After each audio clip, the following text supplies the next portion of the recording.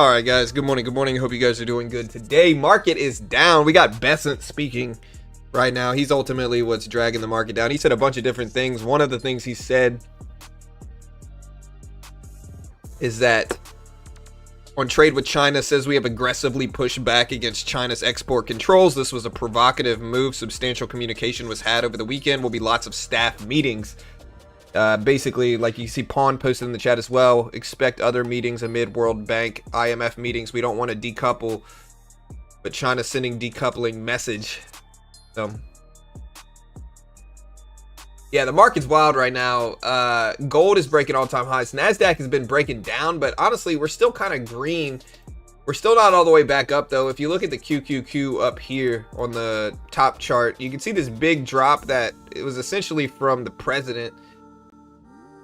And Bitcoin reacted negatively to it as well. But basically what happened is that the president announced 100% tariffs on Chinese imports as a result of their announcement of export controls.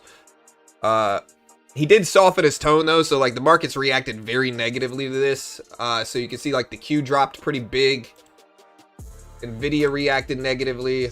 You know, you take a look at SPY. The SPY reacted pretty negatively from it, and then he kind of changed his tune. He said he started tweeting again, saying it'll all be fine, saying the US doesn't want to hurt China. That helped ease some panic. And then when futures opened up yesterday, a lot of it got bought right back up. Now we're kind of in this middle ground where we're definitely down some from this tweet and from this dynamic of markets right now. Like we're definitely down net from where we were on Friday, but we're actually still a little green today.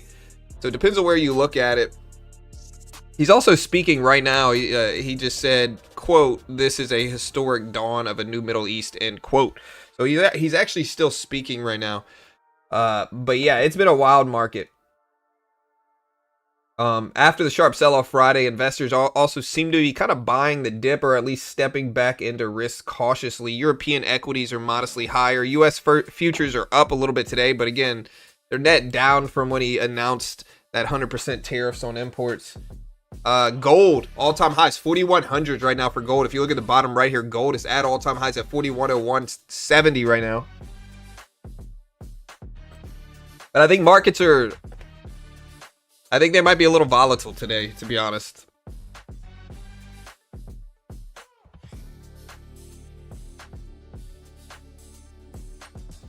Shutdown is still here. We're still in the shutdown, so it's a rug pull. They'll come out saying no deal, maybe.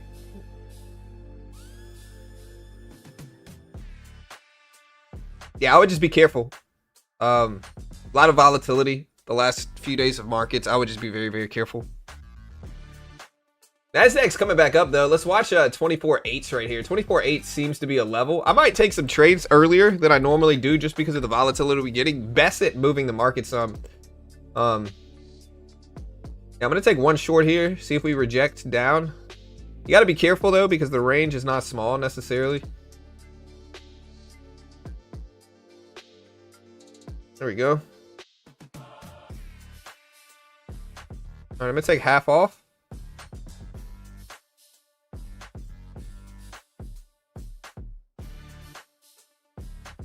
I'll give it a little second here. We made more money on this account on Friday.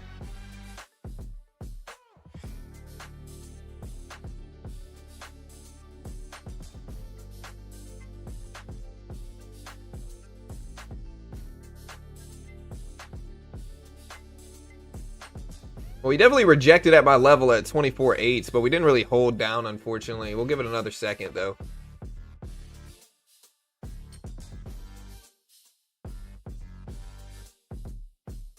VIX at 20. Yeah.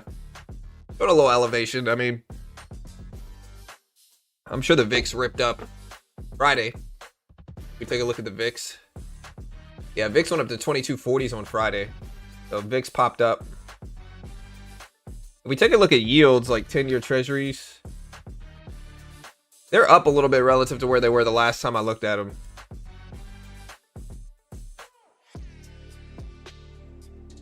But they are down a little bit this morning.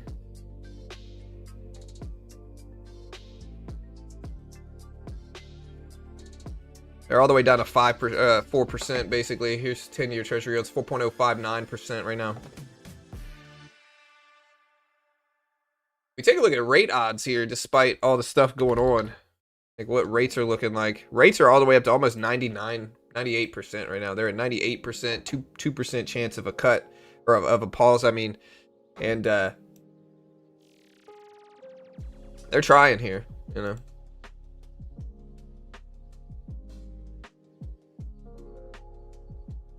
Right, Nasdaq's rejecting a little bit here as well.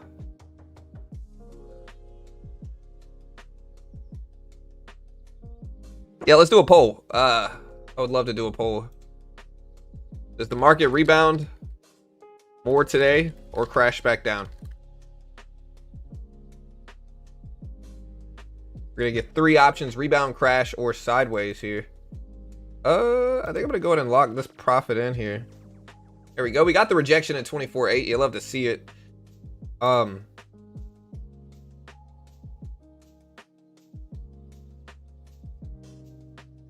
right, there's the poll. Vote on the poll. Let me know what you guys think. We did get the beautiful rejection here at the 24.8 level. Look at that, exactly there. Now we're coming back down. Let's see, make sure Bessent's not still speaking. President, I believe, is speaking right now still. I don't think he's saying anything super market related, but you don't ever honestly really know.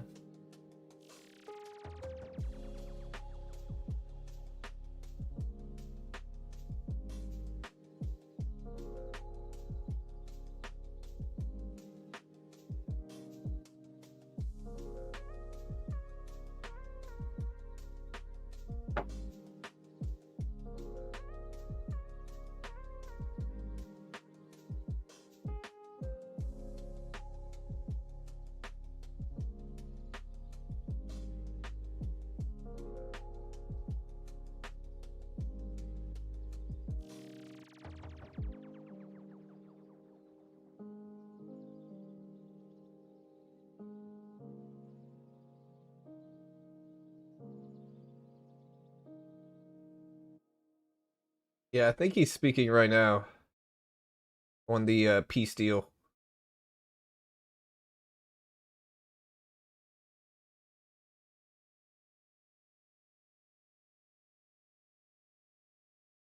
EU spokesperson says the commission has been in close contact with Dutch authorities on Xperia.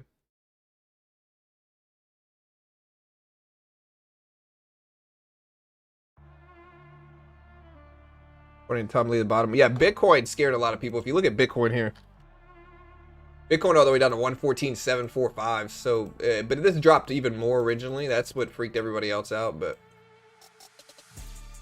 you know, I think people, you know, you got to understand, crypto moves crazy, you know. And so it makes bigger percentage moves. If Bitcoin dropping from 125 down to 115 stops you out or you know, makes you lose tons of money, I'm not saying you're trading too large, but you gotta have risk management, you know.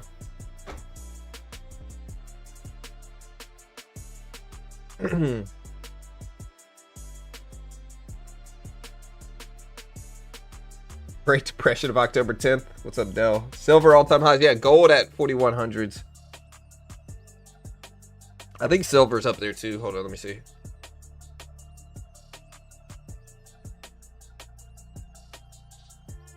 Well, silver, it's up there. Having a hard time getting over that 50 level though for silver futures. Still hadn't quite gotten up there yet. Not for silver futures. Spot silver maybe. It tapped it this morning. It got up to 49,928 this morning. But yeah, we saw this big sell-off position in Bitcoin, and it caused a lot of people to get liquidated, squeezed down, you know. Oof.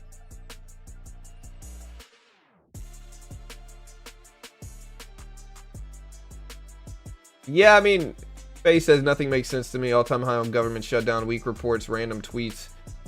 Listen, this is the market this year. The last shutdown we actually were ripped up during the shutdown itself. So I don't think moving up during the shutdown is necessarily opposite of what normally happens. I think that's honestly kind of what normally happens. Before the shutdown, we were telling people a lot of the time it's going down ahead of the shutdown, and then during the shutdown we move up. And that's kind of what we've done here. But tweets, you know, it kind of goes back. Like, one of the things that we've seen as a dynamic in markets over the past, I would say like 6 months, is we've seen our relationship with China and negotiations with China are really on the forefront, right? Like, a lot of people are paying attention to this. Now, the president has really talked big about a deal with China. But every time he sets a deadline for that deal and the deadline comes and goes, he usually just ends up pushing back and giving us another deadline, right? And so anything that shows deterioration in that relationship with them is going to make markets react negatively for a lot of different reasons. One of them is just because it looks less likely we're going to get a real deal done. The next deadline was supposed to be November 7th. And so it's just looking less likely that we're going to get that type of deal done, I think. Especially in the age of tech, where we need precious metals, we need minerals, we need all these different things. Having those export restrictions there is not good. And then obviously if we retaliate and give them 100% tariffs on stuff, that's going to make the market panic and freak out. And that's really what happened too. But there's a lot of stuff that went on Friday that caused kind of scary markets.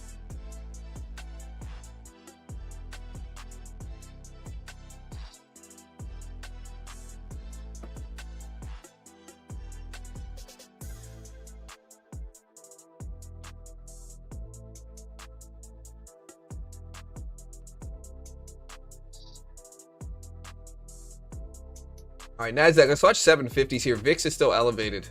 Bitcoin down. Yeah, but crypto had basically like a Standard Chartered raised gold's price forecast from 4,488 an ounce in 2026 to an average of 4,488 an ounce. So just under 4,500 in 2026. Previously was 3,875 an ounce. We also had Warner Bros. Discovery told Paramount Skydance CEO David Ellison to stop with lowball expression of interest and open his father's bank account for a deal that is considerably higher than the $20 a share offer indicated. That was by Zaslav, told Paramount. Yeah, crypto had a big liquidation. A lot of traders were using margin with crypto and borrowed funds, essentially. And so when the market dropped, it forced a lot of liquidations. It kind of cascaded the market down, squeezed everything down, and almost 20 billion in liquidations happened. And so, and then another reason this happened in crypto is because it was Friday, right? Like Friday, less people are there. There's less interest, you know. Markets can be thinner, and so these big swings, when nobody's really ready, had a little bit more of an impact. Stop orders were hit, you know. Algos jumped in, less depth to kind of deal with the shocks of the market. On Binance, but not uniformly all the exchanges, we had a lot of stuff, apparently some altcoins go to near zero. So Bitcoin fell 8 to 10%. To altcoins were hit harder. Crash is being called one of the most severe in crypto history. And yeah, wild. But this whole thing was sparked by the tariff announcement, 100% tariffs. It really got bought up though. In futures yesterday, a lot of stuff just got bought up. You know? Bitcoin though really hasn't come back like everything else. You know, like if you zoom out on the NASDAQ, if I put like the SPY up here, we've rebounded, I would say about 50% of this drop. Right? So the drop started here Friday, came down to here, and then this morning we are here, right? So we are about 50% rebounded back up from where we were on the SPY, which is less tech heavy. If we take a look at like the Q or the NASDAQ here, it's about the same thing, right? Like we started off here. We went all the way down to 582s on the SPY. And now we are right here. About 50% back up. Look at the NASDAQ fall though. This looks let me make sure. Hold on, let me see. Is the president still speaking?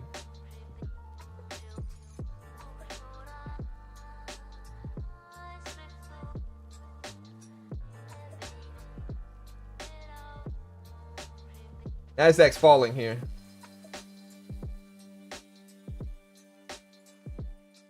All right, so the Bank of England's green is speaking, but I don't think that's really gonna move.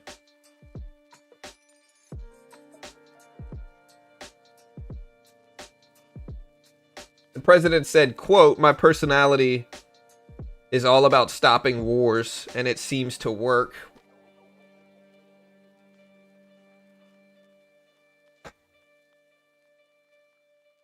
All right, Nasdaq just got bought back up here at this bottom, at 35s.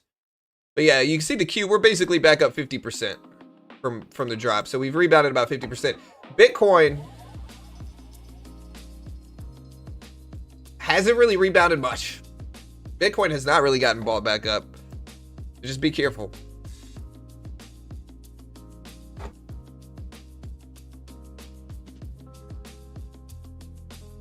Looking at our poll, we asked people, does the market rebound today or crash back down? 50% out of 3 options, 50%. So a majority of people think we are going to rebound today. 26% of people think we crash back down. 22% think we go sideways.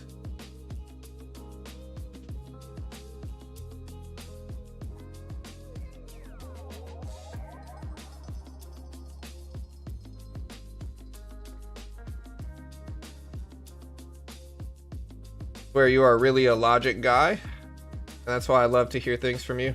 I try, man. I don't know.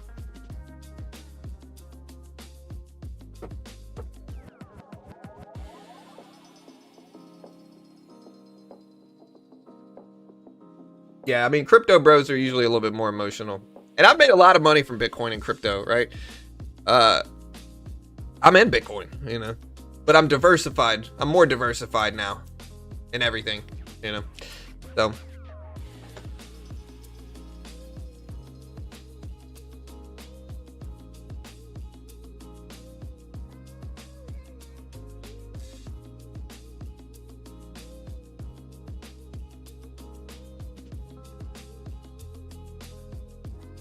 yeah, I'm looking up other breaking news. I don't really see anything. I see Bloom Energy and Brookfield are going to announce European AI factory site this year.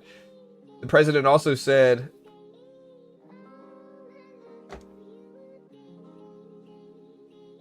at last, not only for one side, but both sides, the long nightmare is finally over regarding peace in the Middle East. I mean, I hope he gets it done. I'm for peace there. You know, everybody should be, really. And Bank of England's green speaking. Look at this rebound, though. Market's volatile still, but let's see if the market holds, man. I really don't know. We've seen a lot of big crashes and rebounds in the history of the stock market where markets have dipped big and then rebounded pretty big. Depends on what you consider quickly, though. Nvidia back down to 187s. Was at 190s prior to this crash, almost 200s.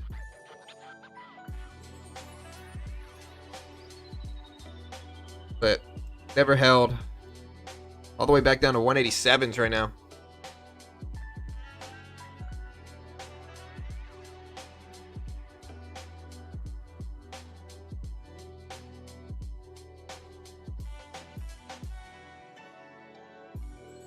The IV.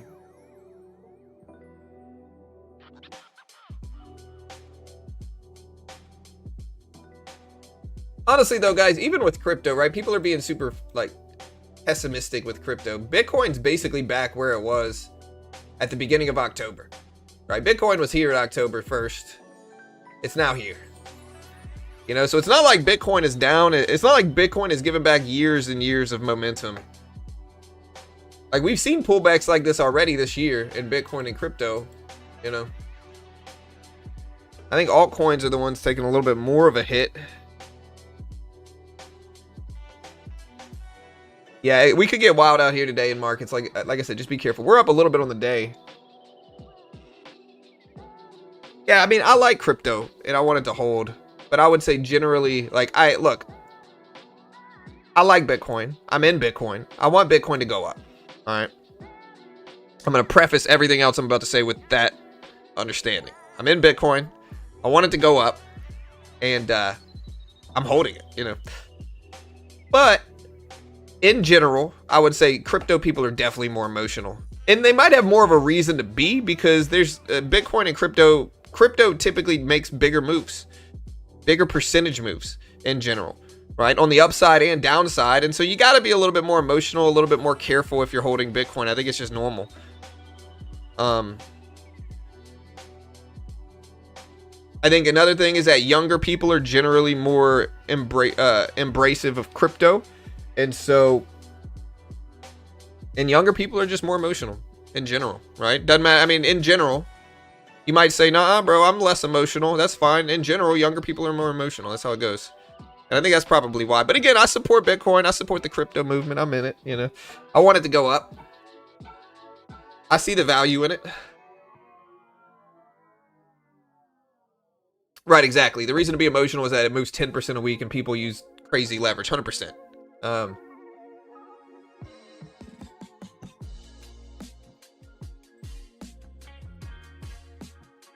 The evidence for that crypto emotions claim? Well, I think it's pretty obvious. I don't think I really need to. I think you can just look at it and tell. I think the evidence I have is that I've been running a market finance stream for years. And so I see every group here represented in different people and different things. And in general, you know, I would say crypto people are a little bit more emotional, and understandably so. Like I said, they move, crypto moves a much larger percentage up and down, you know, but at the same time, again, I'm going to preface it. I'm in Bitcoin. I want Bitcoin to go up. Bitcoin is one of the single most high performing assets in the world over the last 20 years. And so I don't think you can ignore that either. But I think people in general just use more leverage with it. It's younger people generally, and all of that stuff kind of makes the emotions flare up a little bit more.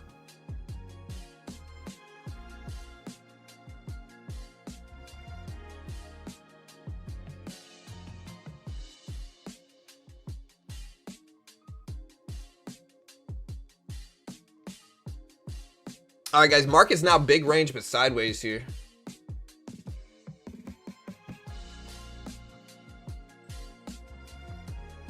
The last thing I'm gonna say is don't get emotional just because I said you might be more emotional, guys. That's all I'm saying. All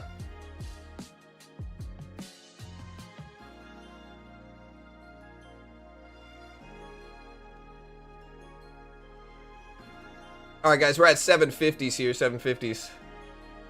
Now markets are open. Back. Markets are open.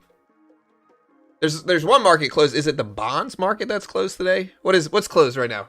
Something's closed today.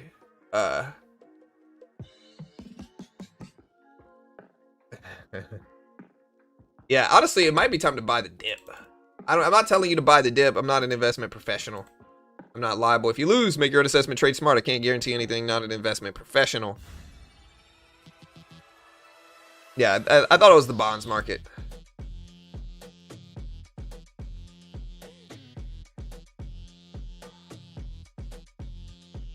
Yeah, all coins went down a lot. Is this a flag right now in the NASDAQ though, guys?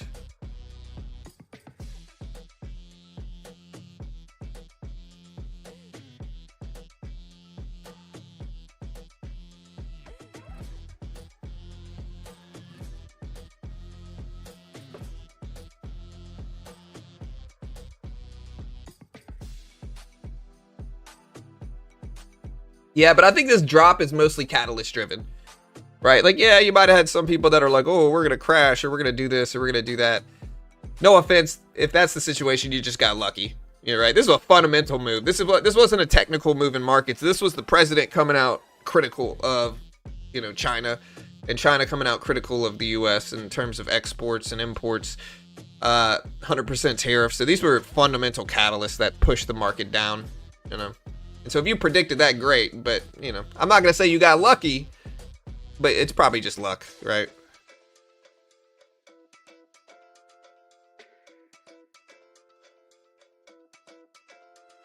Like if I say Apple looks really good for a short technically, and then Apple has some really, really bad news that comes out that pushes it down, am I correct?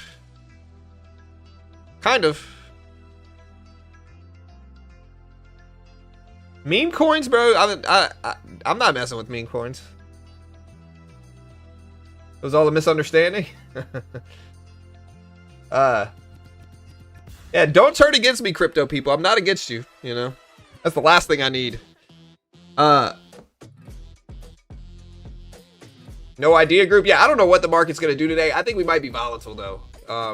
And we have been volatile. Even the first time I looked at charts this morning was right here when Besant started speaking about China and everything going on. And so we've been moving a little bit, and then we pushed down pretty quick, and now we big range but sideways. So I don't know what we're gonna do. This could be a bear flag. We could just rebound back up. Where I'm curious about is the previous closing price in a lot of these areas, which is right around here. But it's a big range. Like, look how big this range is. So just be careful.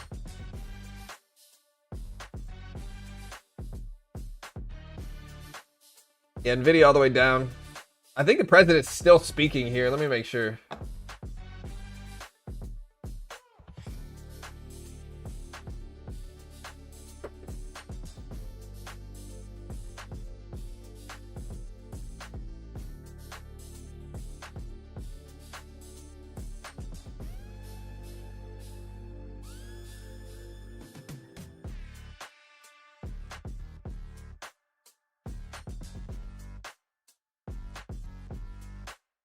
He's basically talking up the US. All right, we're coming back up here. I'm still watching 24/8s right now, 24/8s.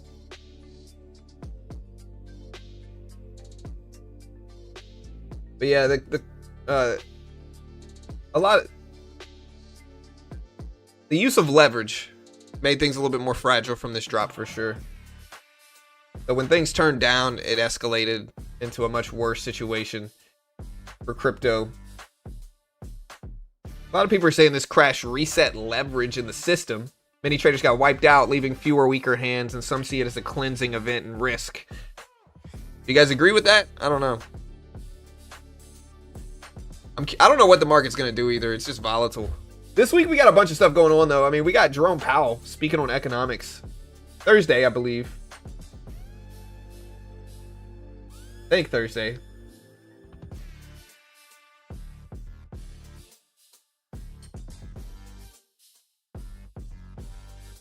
They have officially rescheduled CPI to Friday, October 24th. So next Friday, we're actually going to get CPI data, even if the government shut down. So we will be getting CPI. We're not getting PPI or any of the accompanying reports, but we will be getting CPI.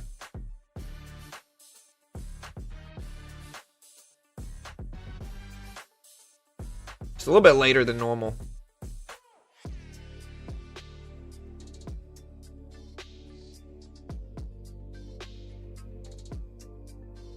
$283 million worth? Yeah, that's big.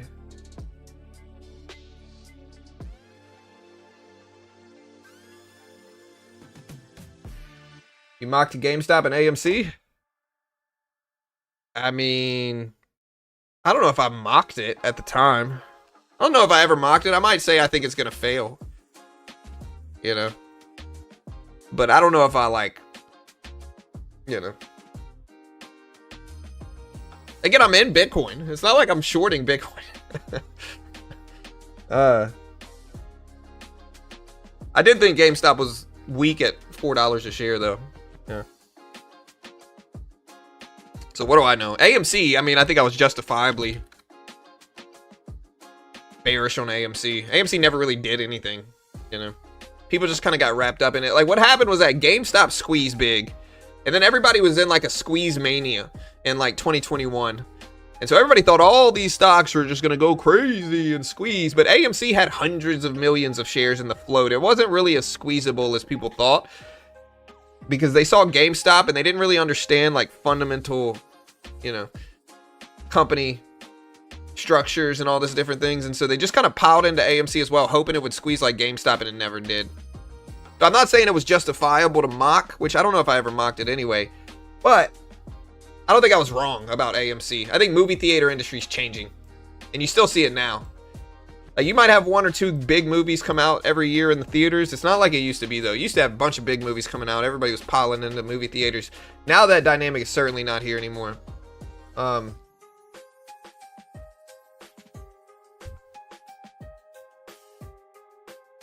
is it Jerome Powell tomorrow? Let me see. I don't even know. I'm streaming it whenever he speaks.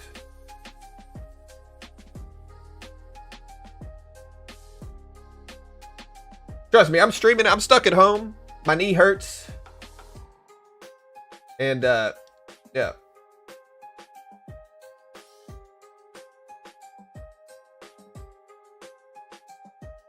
You are correct.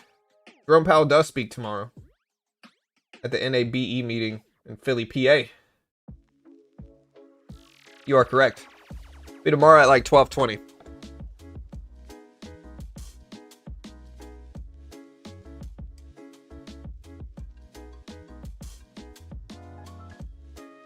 No, I think what happened, Faye, is that they're bringing the people that compile CPI back to finish it before the Fed meeting is why they're doing this, right? Like, it's not before the Fed meeting.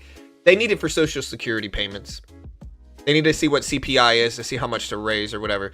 So they're bringing the compilers back in. They're deeming them essential. I'm not going to say they listen to my stream and we're like, you know what? John over there's right. This is essential. We should bring these people back. I'm not saying that's what happened. I'm not saying it's not what happened either, you know.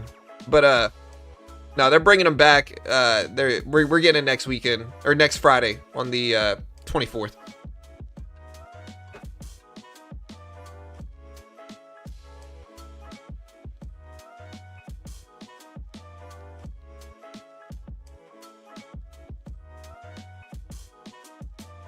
Yeah, I mean, markets are open right now. Look at the markets move here. Markets are moving. They're not closed. The only thing closed today is bonds, I think. Bond market is closed. But everything else is open. Stocks, futures, equities, you know. That's all open right now. All right, so, and I heard about this last week, but subprime auto loan delinquencies are hitting record highs. The share of subprime auto loans that are 60 days or more overdue has gone up to an all-time high of 6.4%, mounting stress among low-income borrowers and rising repossessions. Is that a bad sign, guys? I think it is, potentially. NASDAQ still trying to get over the 24,800 level, 24,800 level.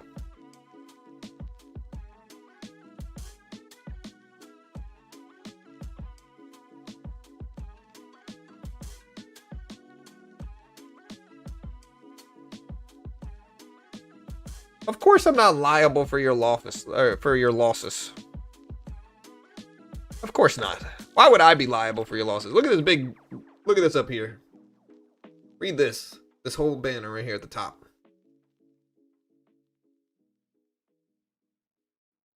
I'm definitely not liable. I don't know. Yeah, I saw the crypto crash. Like I said, I could weatherman this. Look right here.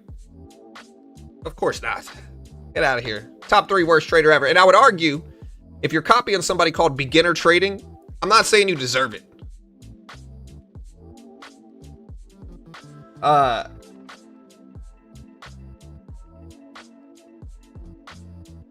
a little bit of both, Xavier. I do a little bit of both. NASDAQ back over 24,800.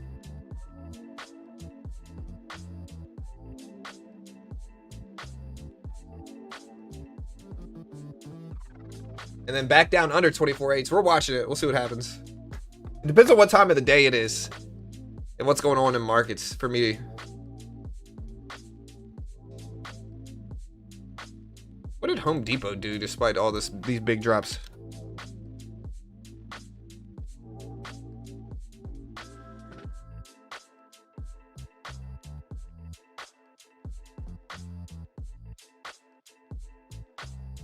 I add a little bit more of my Home Depot position here.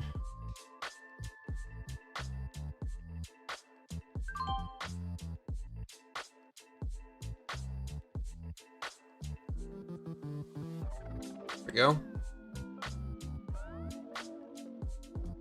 Yeah, gold, guys. Look at gold. Gold hit 4100s for gold. The question is, does gold want 5,000? you think gold pushes up to 5,000? It's at 4,100s right now. Over 4,000.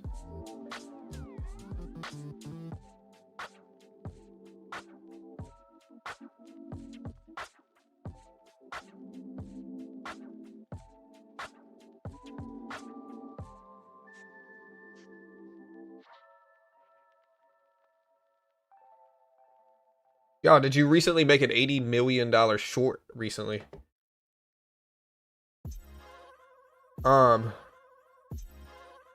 Did I make a recent 80 million short recently? Recently, I can't remember if I made an 80 million recent short recently. You know, in the recent few days. Recently. I can't remember.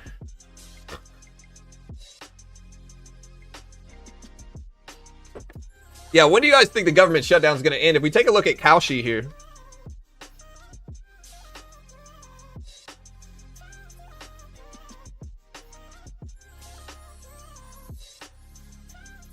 "58% think this government shutdown is going to last longer than 30 days. 44% think it's going to last longer than 35 days. 38% think it's going to last longer than 40 days. The president's still speaking? Yes, he is. I gotta check the president speaking every now and then to make sure he's not saying anything that might influence markets.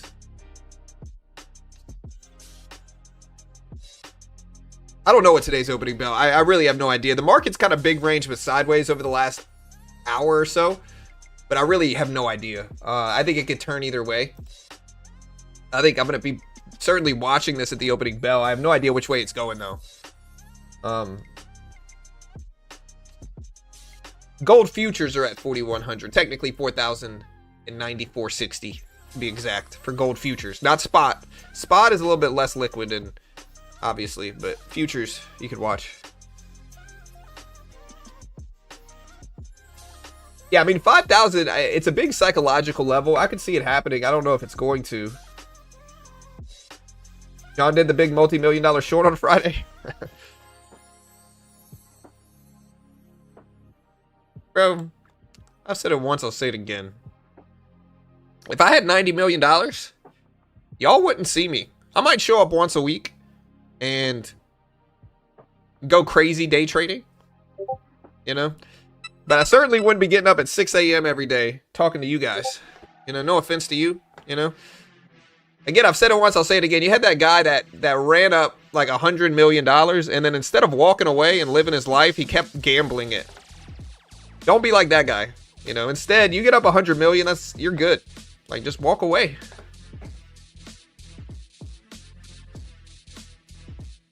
But yeah, so Unusual Whales reporting that a new crypto wallet was created on Friday. It started shorting the market with Bitcoin and ETH shorts just before the president posted about the tariffs. Its last short was placed at 4:50 Eastern time. So if we take a look at when this drop happened here, I'd rather look at like the Q.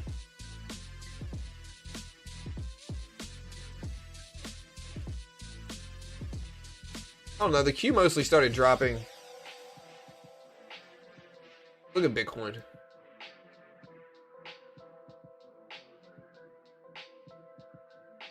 Yeah, the Bitcoin liquidations started happening right around that point in time. And so last short was placed at 4:49 Eastern time. President posted at 4:50 and made nearly 200 million in profits. So it wasn't me, guys. It wasn't me. I would never. You know, honestly, I'm not going to short Bitcoin anyway, to be honest here. That's just too risky of a thing.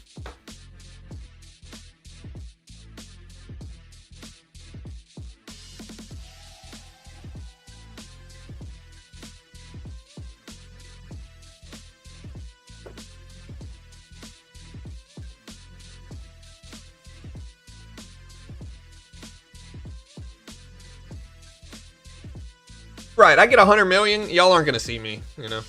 I'll be the top 50th, you know, trader in the world after that, because I'm just gonna step away. I'm really not much of a gambler in nature. And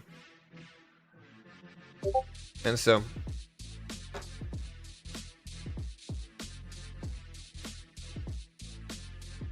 but yeah, I was shorting before the drop. Continued to short through the drop.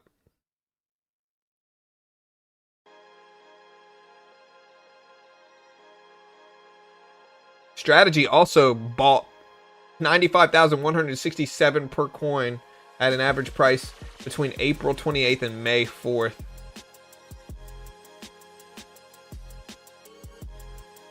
Bassett on the shutdown says we want to stabilize farmers. It's starting to affect the economy. This is getting serious in a Fox Business interview. So yeah, Bassett saying that the I might short this right here, to be honest. I'll short this right here. We'll see what we get. There we go. Dude, I'm immediately up like 20 something ticks. Now we're retracing some. We already got a cushion on the day here, so I could play with this a little bit, but this is 1 micro. The range is crazy right now.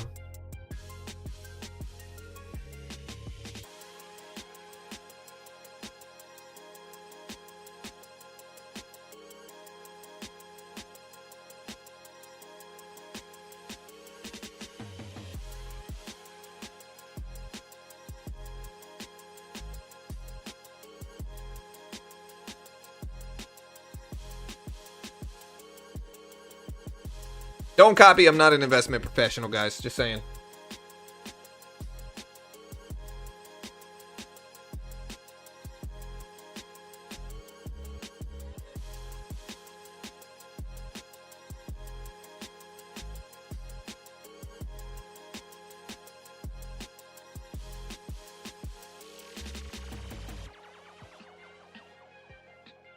Let's see what happens here in the NASDAQ.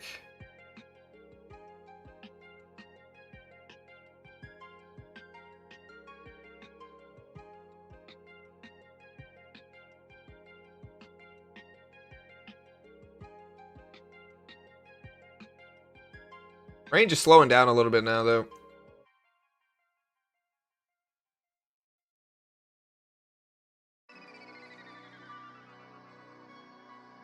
Yeah, Bassett speaking, he says, this is getting serious, starting to affect the economy. He says U.S. President's post on Friday turned the tables and notes China made a miscalculation.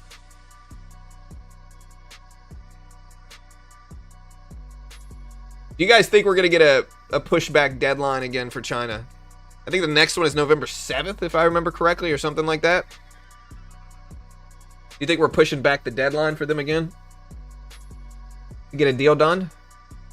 I mean, we got about a month, a little bit less than a month.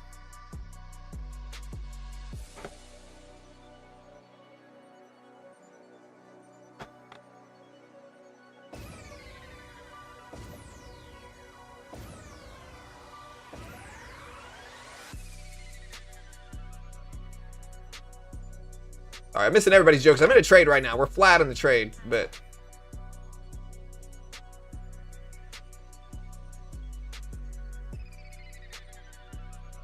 if you make me scroll back and look at it, it better be the top 3 greatest joke ever. You know. In fact, let me put this up so I can look at the chat while I'm trading.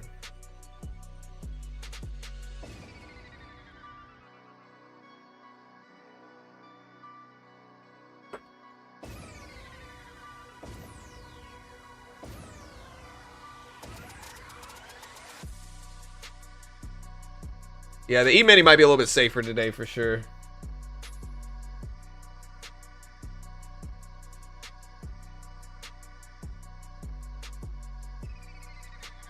There we go.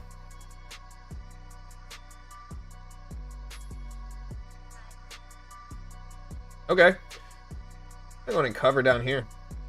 I probably could hold it. It looks weak. Looks like the momentum's heavy, but I'm going to jump out right there. Short worked. The global demand forecast for 2025 in the OPEC MOMR report remains at 1.3 million BP day year over year, unchanged from last month's assessment. In 26, global oil demand is forecast to grow by 1.4 million BPD, unchanged from last month. Where's oil at? I think oil's down still, right? 59s. Nasdaq's coming down quick.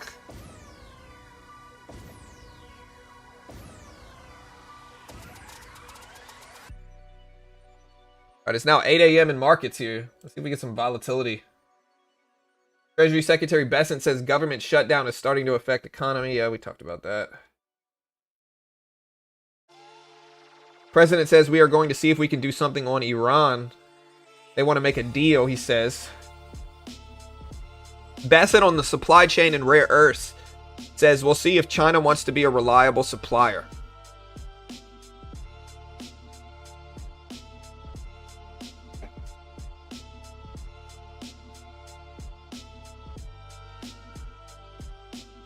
Bassett on shutdown and military paycheck says, having to hold back on other payments. NASDAQ still looking weak here.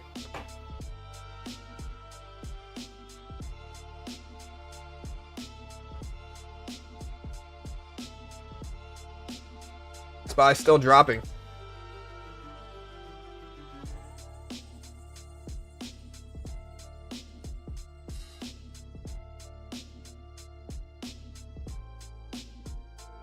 Yeah, I mean, it's definitely an interesting day, though. Again, just to put this into perspective, if you're just now tuning into the stream here.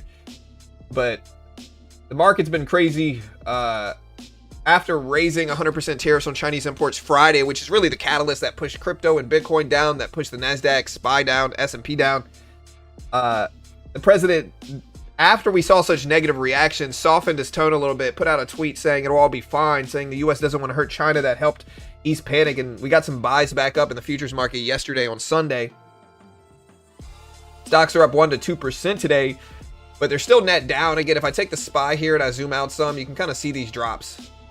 Here's the drops we got on Friday, and we are back up to here. So we're up about 50% relative to where we were. Still haven't rebounded all the way. We're still net down from Friday. But again, with how much the market has been up the last few months, we're really not that... We're not pushed back that far relative to where we were. So it's not like we've given back years of market gains. We've given back like a month, maybe. So gold again at fresh highs. Gold futures at 4,100 right now. Bitcoin seeing kind of the worst reaction to all this stuff. A lot of liquidations happened, stop outs happened, squeezes down happened. A lot of traders using leverage. We're just over leveraged in some of these positions, so they got pushed down. Treasury Secretary Bassett says on whether there have been talks to have U.S. take stake in NVIDIA. He says, quote, not that I was part of, end quote. And speaking of NVIDIA, if we take a look at NVIDIA here, NVIDIA was at 195 last week. It's now at 188, so it's pulling back with everything as well here.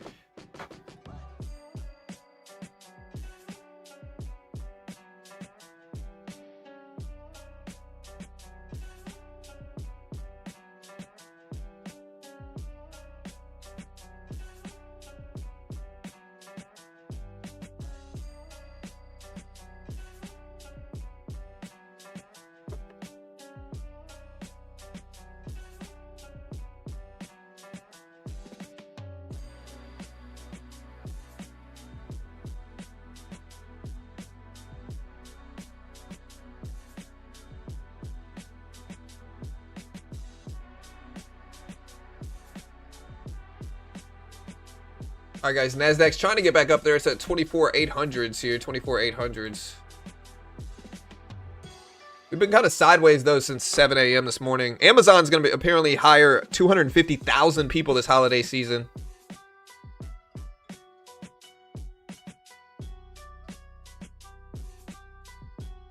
And we have some earnings this week. I think we got bank earnings, right? Hold on, wait.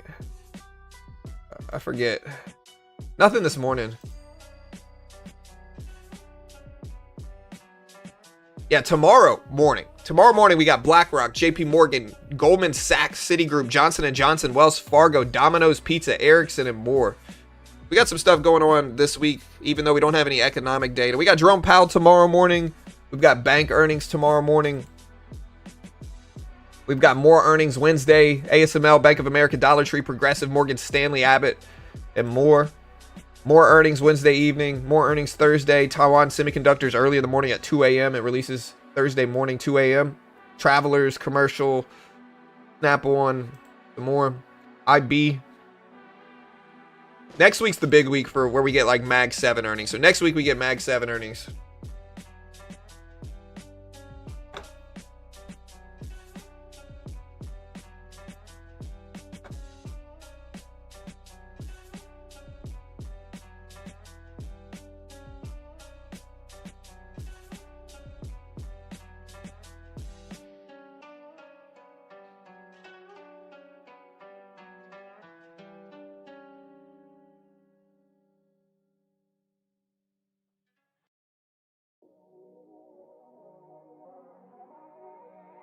All right, guys, it's now 8:05 here.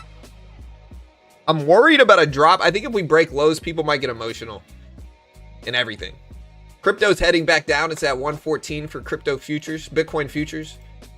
If the NASDAQ starts dumping under some of these levels here, you know, we can get fear step in. That's what I'm worried about on the downside today. I'm not saying that's what's going to happen, but that's what I'm worried about. It's just liquidations here. So just be careful, guys.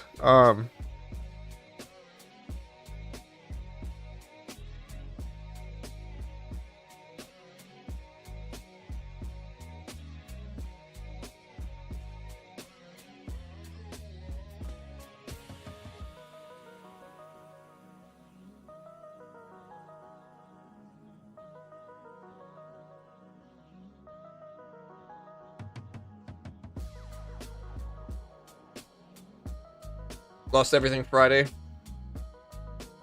I mean, gold goes up on fear, is what it is.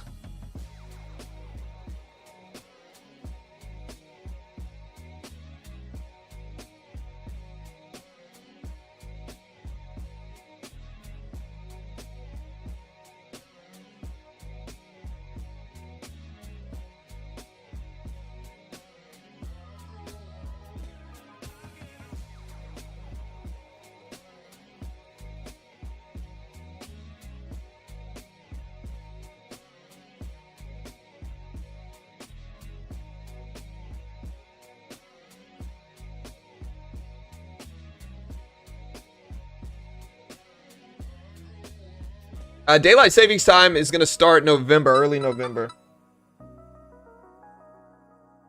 Bonds are closed today. Yeah. Market's open, bonds are closed, Lee. So most things are open. Bond market is closed.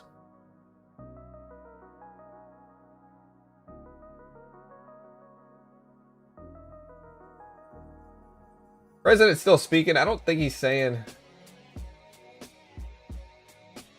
He's mostly just saying foreign policy stuff. What's up, Bonk? Serpent. You only lose when you sell? Yeah, I mean, listen. DCAing is probably the move with most things. But are y'all interested in buying the crypto dip?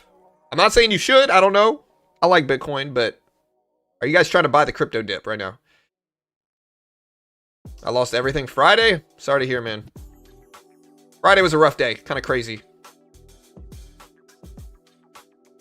Yeah.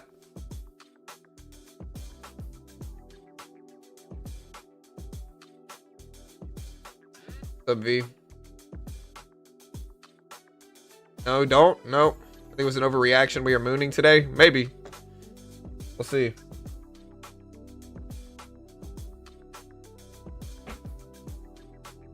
Ugh. I would definitely buy if I had any money left. I park my money in government-backed bonds. Good move. Well, it's guaranteed. It's lower yield, but it's guaranteed by the U.S. government. So, I mean, it's definitely a less risky option. Not saying you should or shouldn't. I don't know. Not an investment professional. But...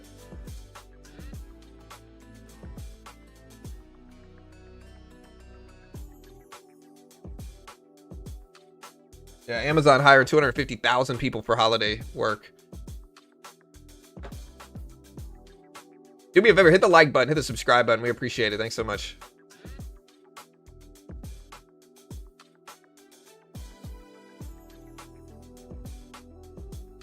Do you think we rebound today? I really have no idea, honestly. I think we could, or I think we could also break lows and freak everybody out and start dropping here. I really don't know.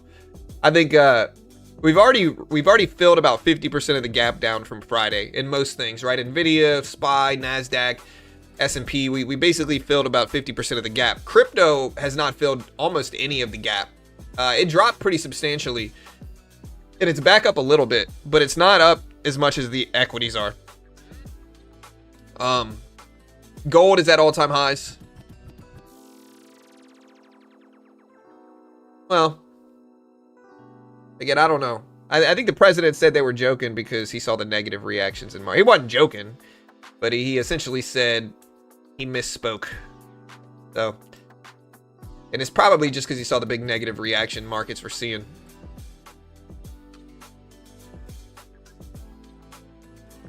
If more tariffs are discussed, pops get faded down. Yeah, I mean, it depends on what comes out now between the U.S. and China. I think that's a big... I don't think they suspended all rare metal exports, Serpent, from my understanding. Right? From my understanding, I think they're restricting exports there. Y'all can correct me if I'm wrong, but my understanding is that they're restricting exports, certainly. It's not all of them. Like, they're going to approve some exports. They're not suspending all exports, is my understanding. I might be wrong. Y'all correct me if I'm wrong, but I'm pretty sure that's what's going on, no?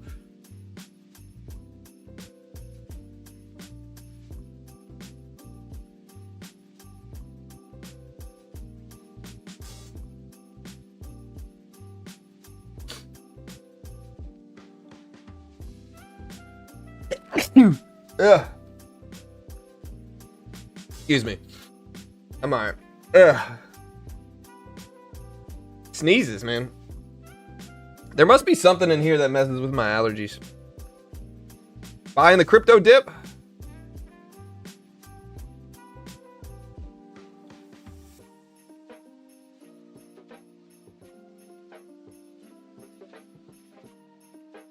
Yeah, market was wild on Friday for sure. Nasdaq's still struggling to get over that 24.8 level, though. Watch Nvidia. Nvidia's down. It was at 190s prior to this event on Friday. It's now at 188, so a lot of stuff's down.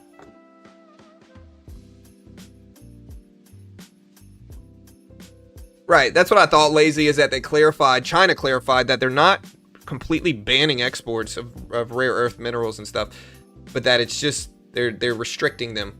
So that basically they said that they're going to approve some of them, but they're going to restrict them, I think is essentially what he said. What they said, sorry.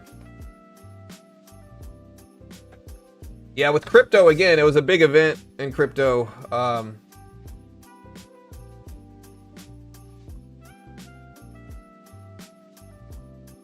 Yeah, it was mostly triggered by the surprise announcement of 100% tariffs on Chinese tech exports, along with export controls on critical software.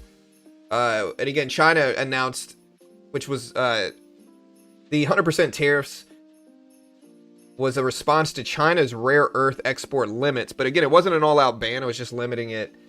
But it kind of freaked everybody out. Crypto had a leverage boom. Many traders were using leverage margin to just kind of buy. They got squeezed out, and crypto markets fell over almost 20 billion in liquidations cited. We also had some like altcoins get beat up.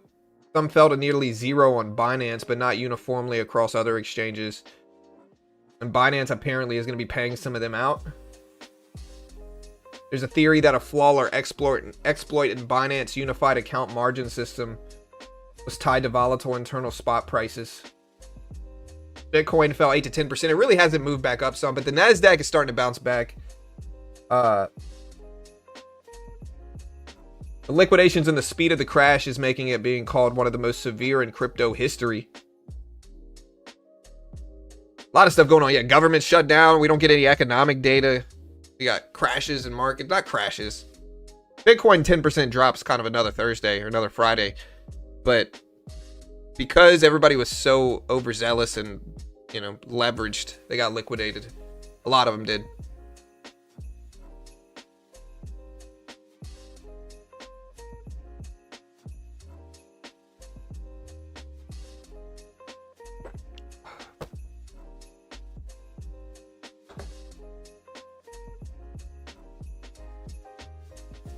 Longer shutdown goes, the more it can't be good for the economy. Yeah, I mean, that's what Besant essentially said this morning. That's what caused these drops right here, is that Besant came out and essentially said exactly that. Besant said, let me find exactly what his quotes were. And we're heading into earnings season too, which is interesting. But yeah, Besant said, we have aggressively pulled back against China's export controls. Be a lot of staff meetings. I have to look back at exactly what Besant said, but he said some stuff for sure. Yeah, on China trade tariffs, he says the US has more cards. There are working level talks with China this week. US going to reject licensing requirements on China trade and tariffs. Official treasury data will come out when government reopens.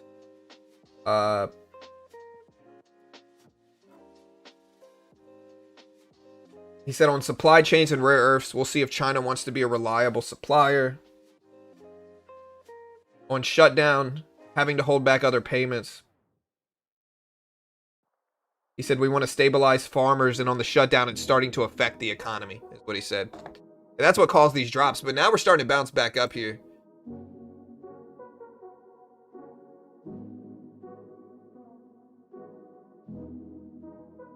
Back over the 200 exponential here. Let's see if we hold the NASDAQ.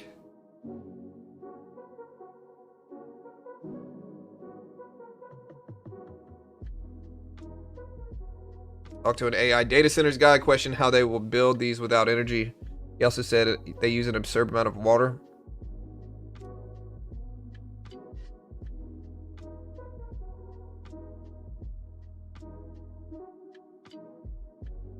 Yeah, that sounds really sad.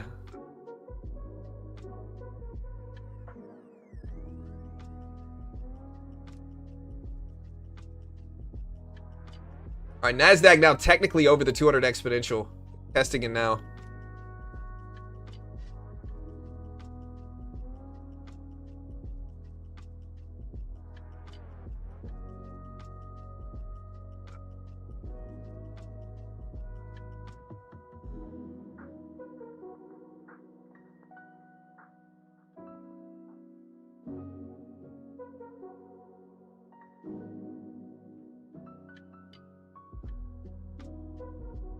Yeah, Besant said 100% tariffs on China doesn't have to happen, and the U.S.-China relationship is good.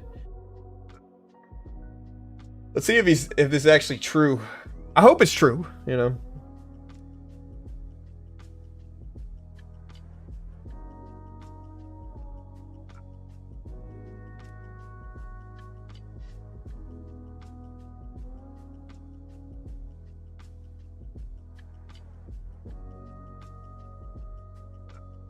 Still holding over the 200 exponential. Yeah, I called Power Hour on Friday. You know.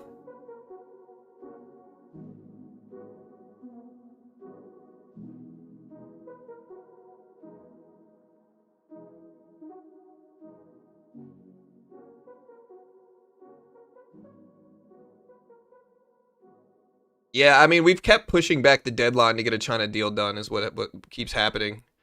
It was originally, I think, in August, and now it's pushed back to November, and now we're getting close to November, and we got all this stuff coming out, so.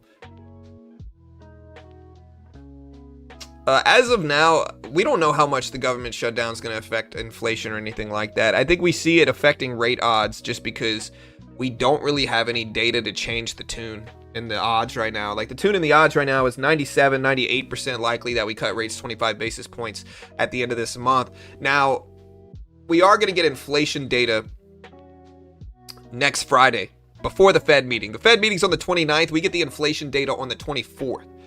So we get about 5 days prior to the Fed decision. I don't know if it's going to swing the Fed in the opposite direction, but we do get inflation data, specifically CPI inflation. We don't get PCE data. We get CPI inflation data, but I think the only way it's affecting the odds right now is that it's making what was already expected a little bit more confirmed because they don't really have any big data that might change the tune, if that makes sense. What's up, Sam? 100,000 tons more gold in mine than they thought.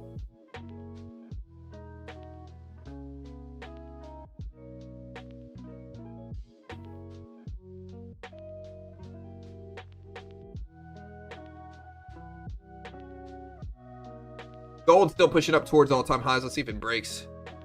Nvidia rebounding back up. Let's see if Nvidia can get back over 190s.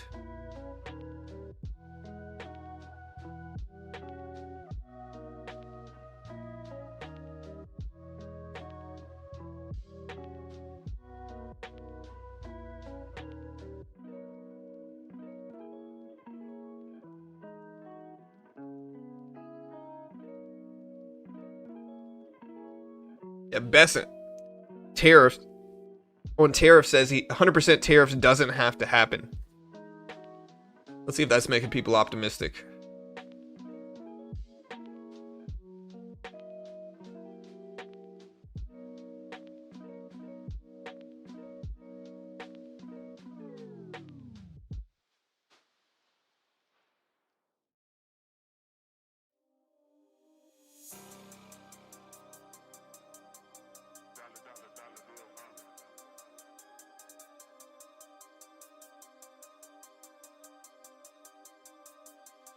Is this true? So I'm seeing something that said the president told close advisors that he caved on China in less than 2 days because he loves his son Barron and doesn't want him to be in, quote, too much trouble. A source inside the White House.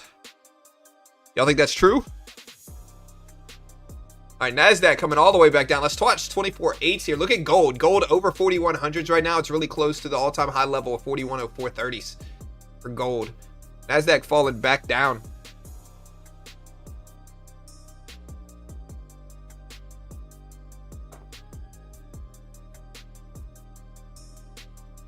So apparently the Bitcoin whale who shorted minutes before the president's tariff announcement added another 46 million. It's now worth 208 million total.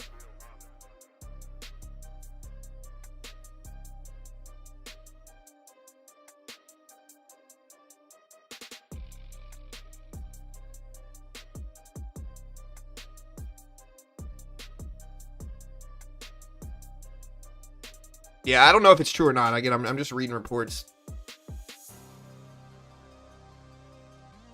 All right, guys, if you haven't already, check out Top Step. Beautiful way to help support the channel. We've been day trading there. We're green on the day. No PDT rule. Get you around the PDT rule. Allows you to day trade. You can get started for 50 bucks risk versus funding your own account thousands of dollars trying to look cool. If you pass the test, you get a 50K funded account, 90% split. They pay out millions, fund thousands. Great way to learn with some risk. You need to risk something to learn, really. If you don't, it's just kind of, you can just kind of add and it's just paper. This allows you to risk a smaller amount, 50 bucks a month. If you pass it, 50K funded account, 90% split. You get to keep your first 10K, similar to funding your own account. If you fail, you lose 50 bucks. They also have their back to funded option, which lets you reset funded accounts with the same rules as normal funded accounts that they have, which is rare. Check it out. I'll put the link up. Remember, they're a sponsor of mine. I'm biased. I get paid by them, but genuinely useful for traders. Genuinely useful. And yeah, guys, we'll see what happens today. I've been day trading. I don't think we've had a losing trade total so far. Not an investment professional. You want to confirm it all with them. Can't guarantee anything. Here's the link if you want to check it out. I'll pin it to the top of the chat. But again, do you guys think we move back up today? Green or red day? Let me know in chat right now. You can also vote on the poll. But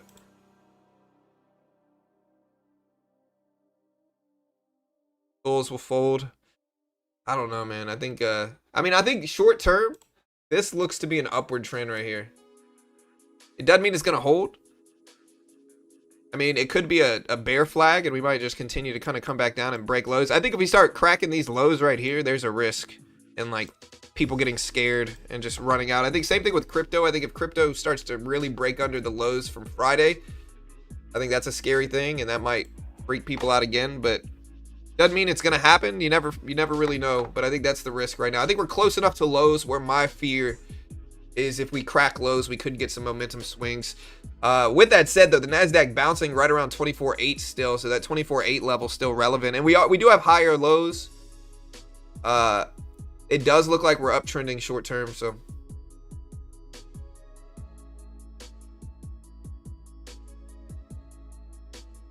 Yeah, I've traded options.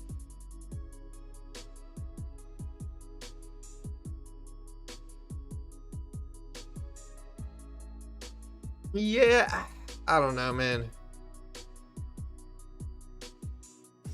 I don't know if it's necessarily a good look if it is Barron. I don't know if that's a good look, you know. Influencing markets like that, people got, you know. We don't know if it was him or not. It could just be rumors, though. You know how it goes. It's political at that point in time.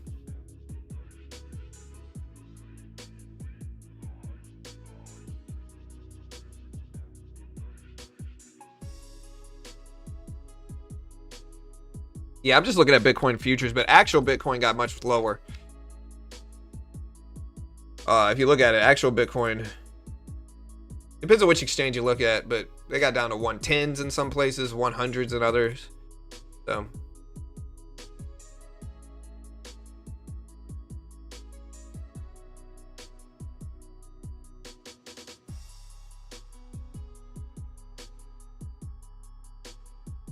gold's still pushing up though, guys. Gold's very close to all-time highs.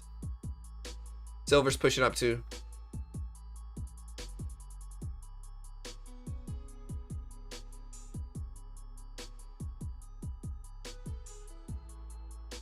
Yeah, I would just be careful today, guys. We don't know what's going to happen. And what we do know is that we got interest and attention being paid to the markets. And so you just want to be careful. We don't know what's going to happen today. It's almost 8:30. We don't have any economic data coming out today because, number one, the government shut down. But, we got some stuff going on tomorrow. But still, government shut down.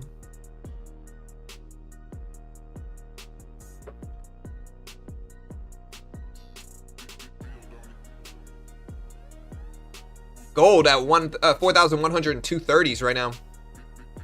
About $2 away from all-time highs. Let's see if it breaks. Gold futures, that is. AMD? Where's AMD right now? AMD fell fast too. Back up to 220s though, but I'm definitely watching AMD today.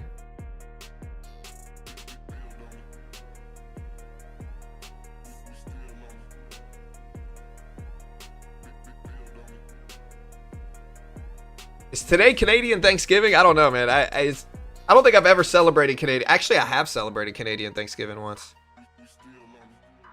I lived in Canada for a while.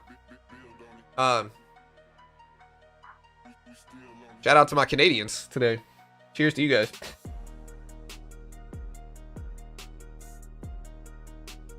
Yeah, I think most bank earnings report tomorrow. Yeah, tomorrow we have earnings from...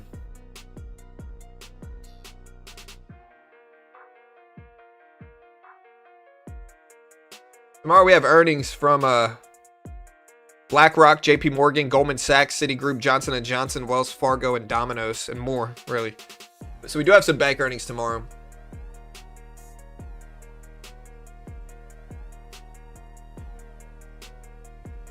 Again, MicroStrategy acquired 220 Bitcoin for $27.2 million at 123,561 per coin. Achieved Bitcoin yield of 25.9% year to date.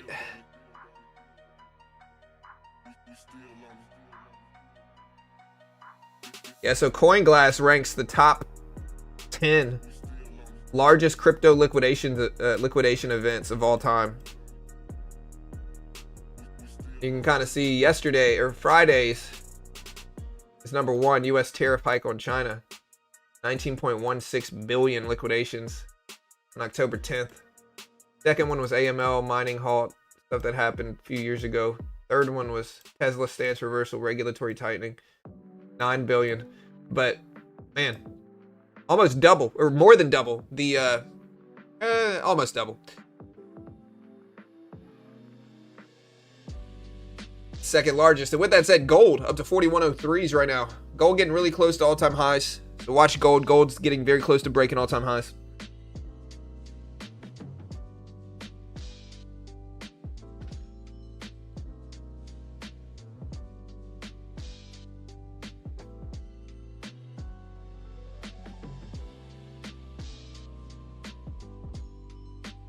I know, man. I should have gotten, like, I feel kind of bad for my friend, man. I didn't talk him out of it. I just told him I didn't know, and that was risky. Because it was risky, but big risk, big reward for USAR.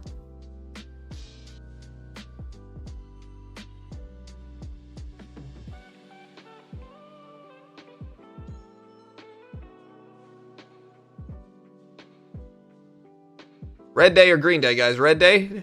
Hit the live button next to the play button. You might be a little delayed. It's now 8:30 market time. Again, we don't really have any data coming out. Economy's still closed. I think they're meeting again tomorrow.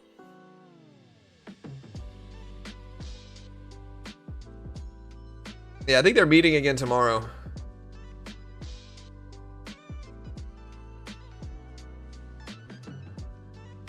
My daughter's been playing with AI. I made a joke and told her that I was gonna that my leg is hurt. I'm gonna stay home and just get really good at the saxophone because they were messing with my hair and they gave me like long curly hair.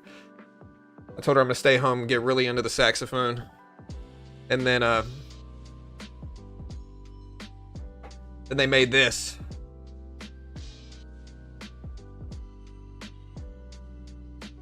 Johnny Smooth, apparently. Look at that hair, man. That's my next hairstyle right there. It's funny because it actually does look like me a little bit. But I'm gonna get a chain like that. I'm gonna start wearing that to the stream. I'm just gonna get a chain like this, get a jacket, grow the hair out, give myself a little bit more of a perm, you know. That's it. That's my plan. All right.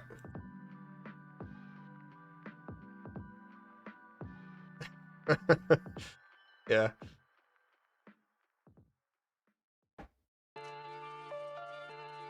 Yeah, gold just broke all-time highs. It's at 4105.60s right now. 4105.60s.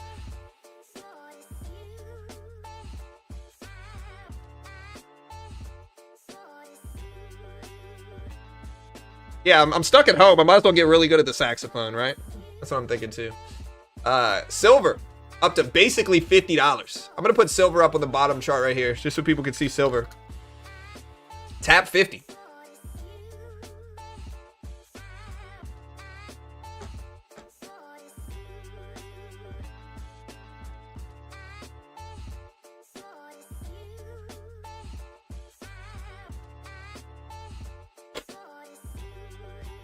It's ridiculous. There's more if y'all want to see more of Johnny Smooth, but we got stuff going on in markets.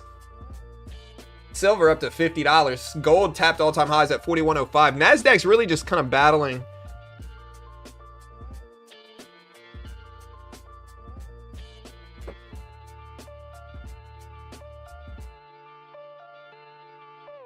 Yeah, these are ridiculous. These are absolutely ridiculous. All right, silver up to 50.07. 50.07. Gold at 4102 is pulling back a little bit. OpenAI is number one. They made a deal with AMD. Yeah, OpenAI is a private company, and I think they're technically losing money. No?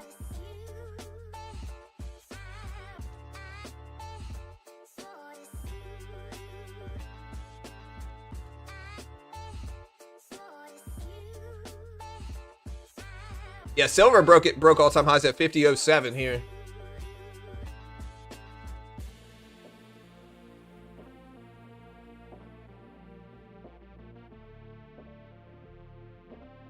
Spot price of silver over futures. Yeah. John get good at sacks. Look at this, you know. Action shot right here.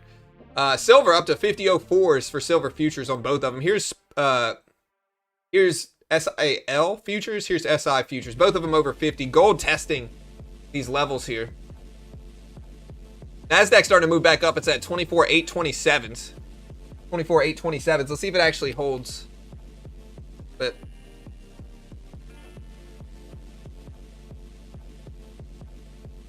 yeah, shorts could be trapped. We could see some squeeze.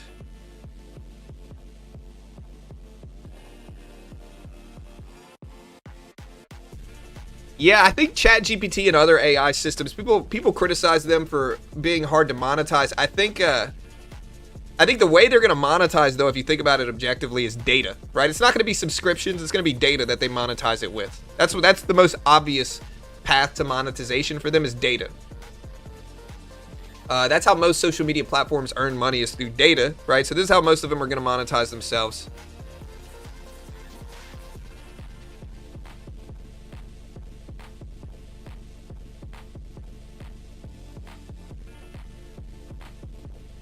Yeah, data ads. They'll only be monetizable by hiking prices. Yeah, data centers. Silver's still ripping up. Really, while gold's pushing back, silver is moving up. It's at 50 plus now. Gold back to 4100s, under 4100s right now.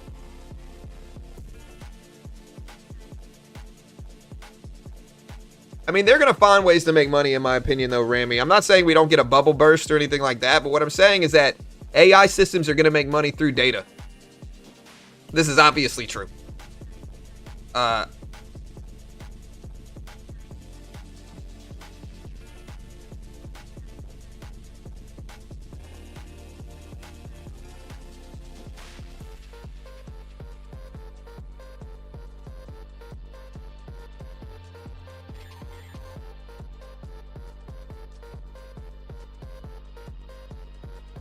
Taco trade?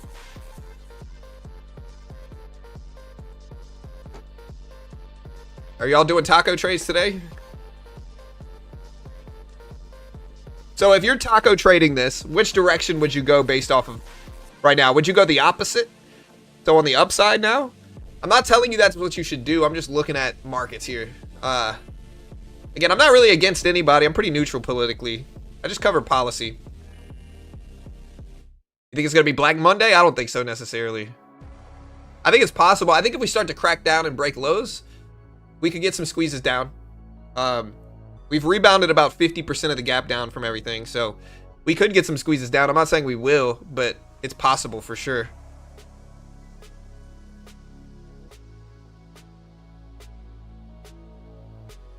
About the dip Friday.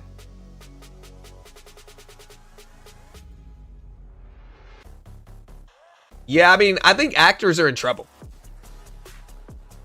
And again, I think you have to look at where AI is today versus where it was 3-4 years ago. I think actors are in trouble.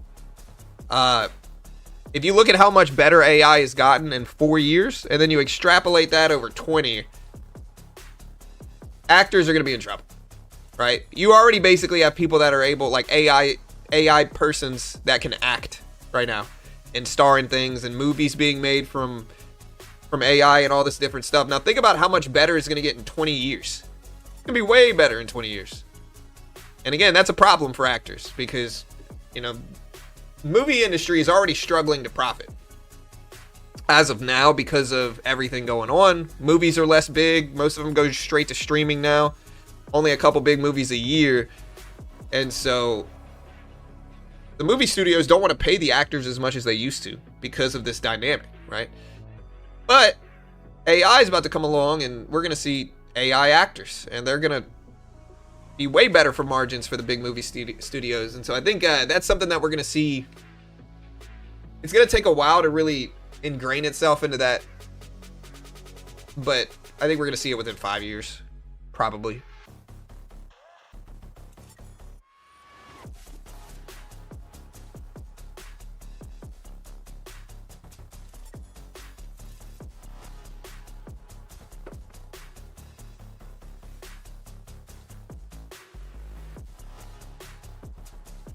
Well, it's animation, but at this point in time, they don't need to hire voice actors either.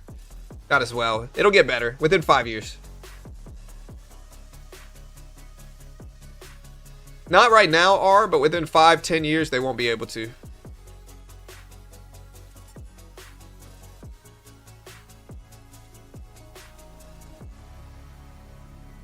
All right, guys, NASDAQ starting to head back up. Silver, gold pulling back. Bitcoin still around these levels, kind of slowly downtrending this morning. NASDAQ starting to head back up. Let's watch 850s up here on the NQ. 850s, I think, makes sense to pay attention to.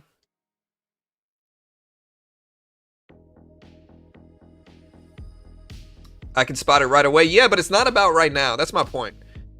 Like, again, I'm extrapolating how quickly the industry has moved in 4 years to the next 20. And I think when you do that, you got to think about not what it is today. You might be able to tell the difference today, but in 20 years, you might not. You probably won't, really. And so it's not about what it is today. It's about what it looks like in 5, 10, 15 years. And I think it's going to be much better. Think about how much money's flowing into it. It's going to get better.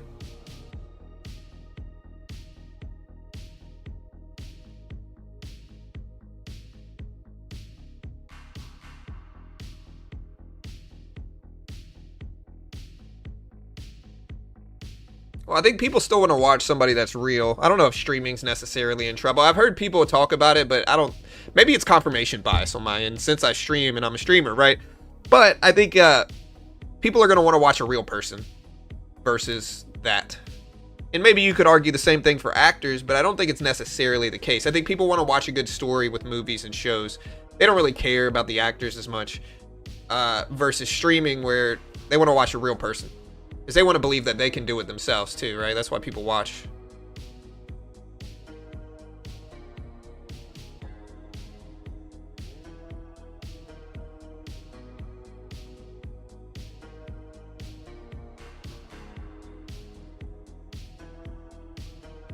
It already is pie.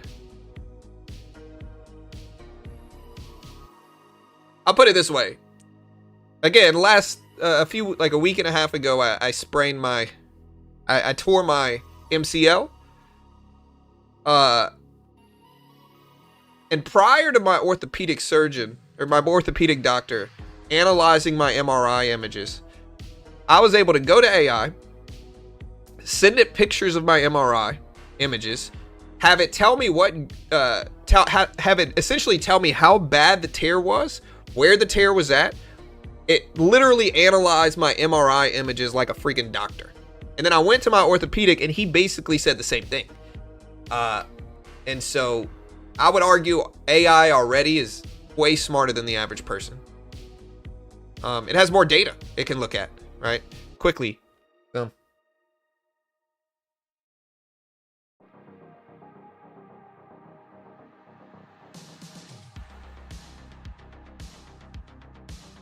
I used Gemini, and Gemini was very good at it. It's my knee. It's my MCL.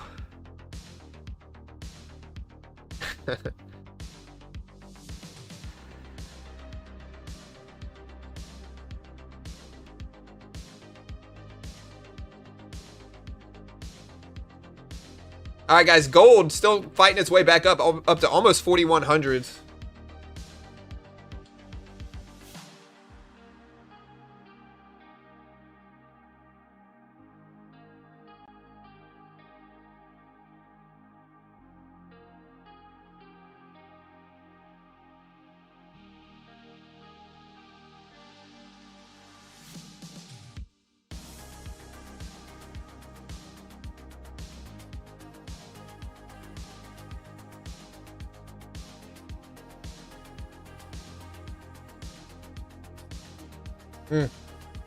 Also, y'all give me a follow on x.com at beginner trades.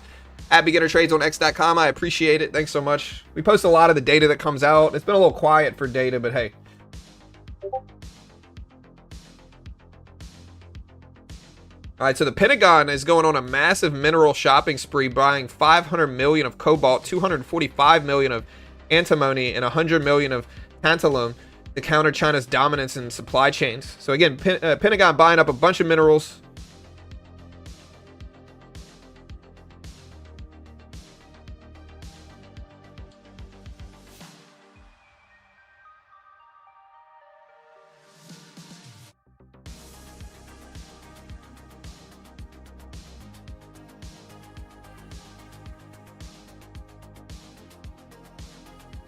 Yeah, gold up to almost all-time highs.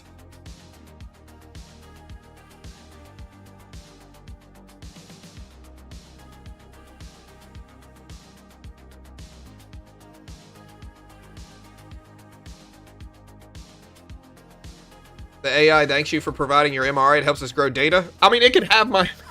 if it wants my knee images, go ahead and take it, brother. Go ahead and take it, you know.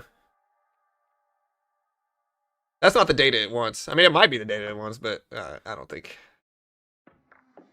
It can have my knee tear images. That's fine. It's probably out there already anyway.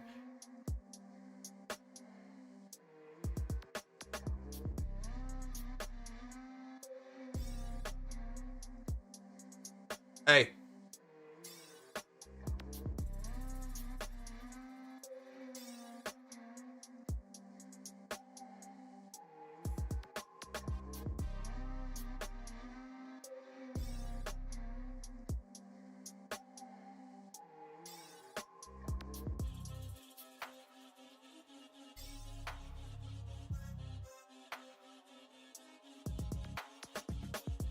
All right, guys. Everybody who sold in Hell Friday. Yeah, the big question is, do we get another short push? Or do we squeeze to the upside? Do shorts get squeezed out? I don't think the answer is easy here. I think it depends on where we are, but... yeah, it's a playlist.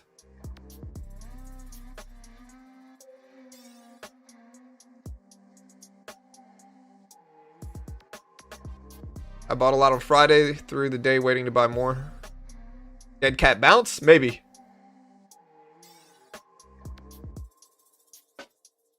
Yeah, I mean, we're back up about 50% from where we were in most equities markets. NASDAQ back up 50% from the drop. Not 50% actually, but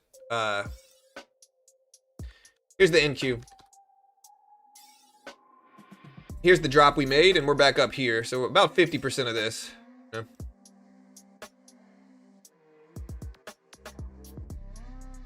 We've filled about 50% of the gap down that we made.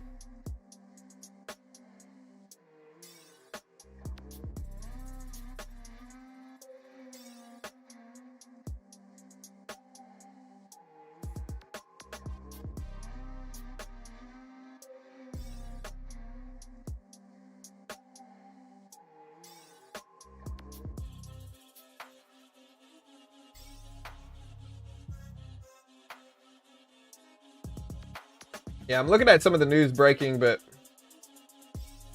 again, we had Besant speaking earlier. That's really what dropped this. I think the president's finally done. Yeah, speaking. Okay.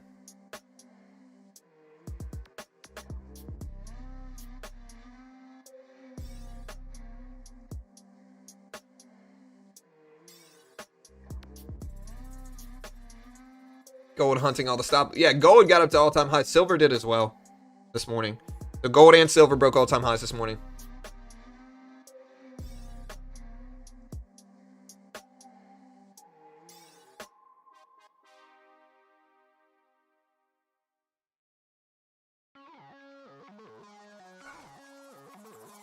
Yeah, it doesn't mention where they're getting it from. I mean, we see some mineral companies like USAR, which is USA Rare Earths, go up to $41 a share here. $41 a share.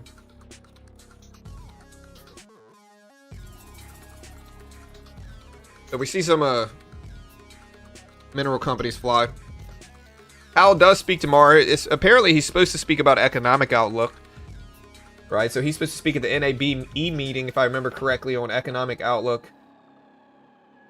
Yeah, so economic outlook and monetary policy. I think I've covered one of these before. Let me check.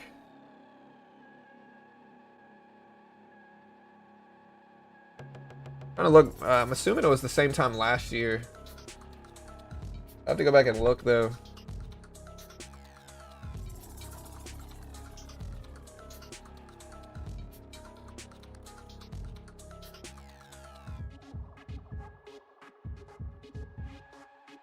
There was one September 30th. I think it was probably the same one. Let me look.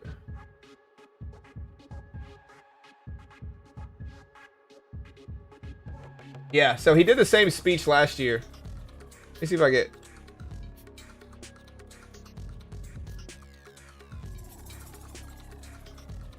So he did the NABE speech last year.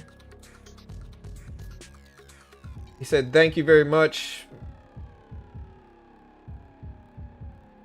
I do have some brief comments on the economy and monetary policy, and then I look forward to our discussion." So he does comment on the economy and monetary policy tomorrow. It's going to be at 12:20 p.m. Eastern time tomorrow, 12:20 p.m. Gold fading back down a little bit. NASDAQ still right around this 200 exponential moving average right here.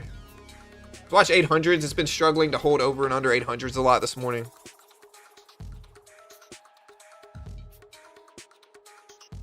The speech is tomorrow morning.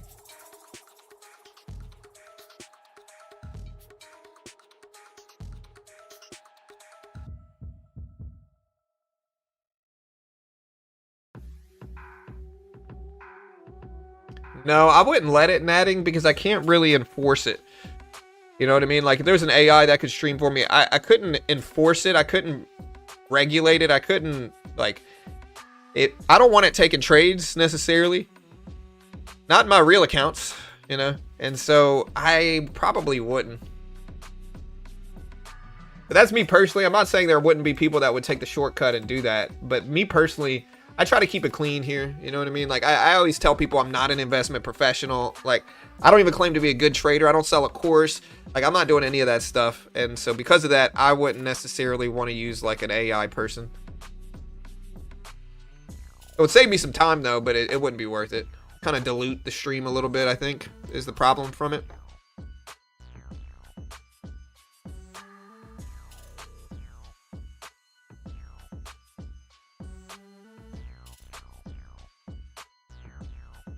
Yeah, so look, here's 24.8s. See that level? 24.8 still influencing things.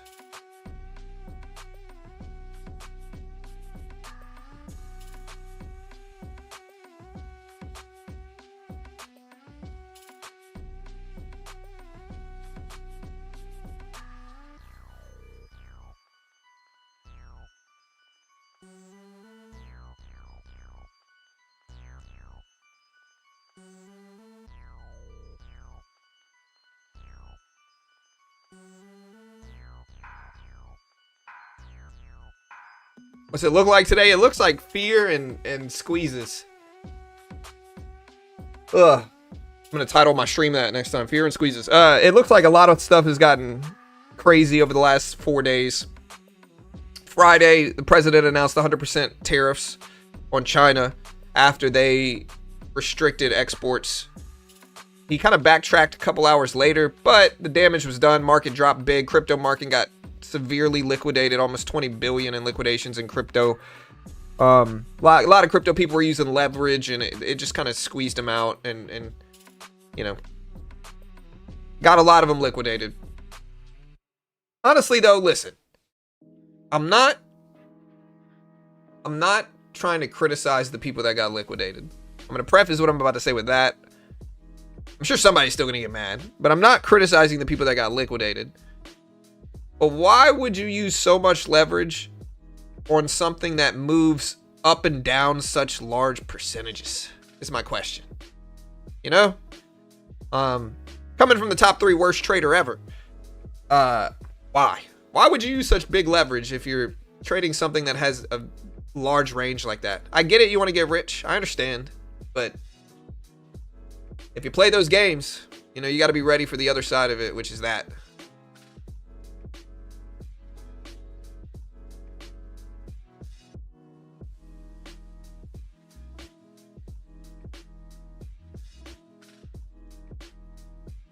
Brother, even 1.4 leverage could have liquidated you. I mean, you should be trading smaller size, though. I'll put it this way. I'm not going to put such a significant amount of my net worth in super leveraged Bitcoin longs at 120s. You know what I mean? Like, I like Bitcoin. I've made a lot of money on Bitcoin over the years. But there's a difference, you know?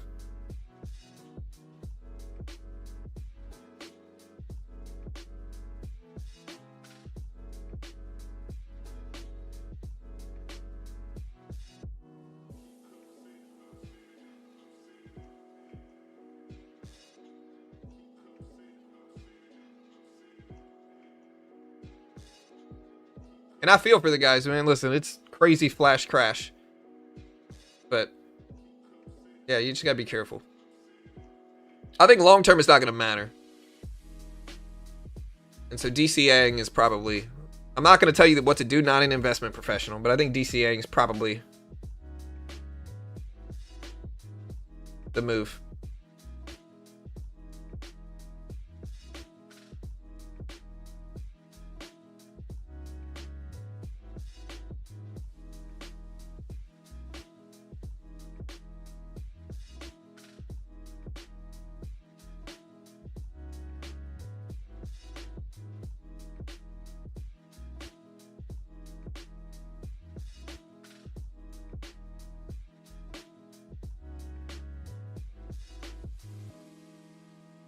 Yeah, Dogecoin back down to 20s.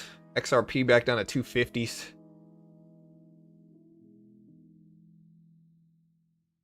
Yeah, altcoins are what got hit the hardest in the liquidations.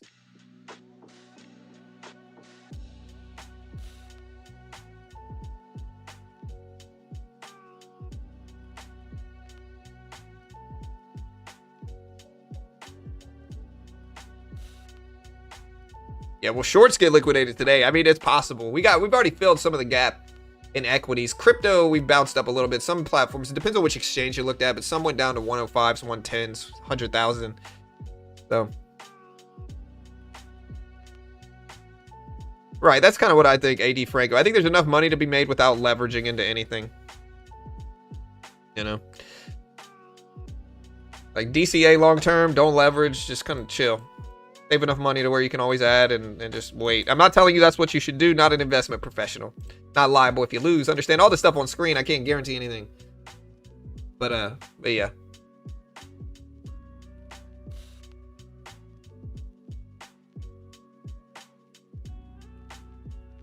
Hey, good luck, no name.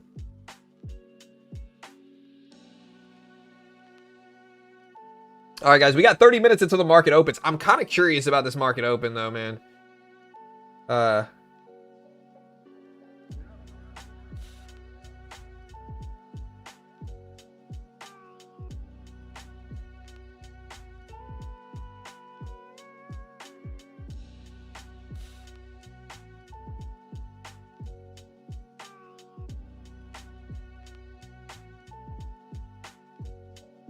Saying to watch it live, yeah, I'm sure. I was watching some of it from my phone, but all right, guys, Nasdaq's coming back down. We might be in this range though. If we put a 5-minute chart up, I think the range might be a little bit cleaner.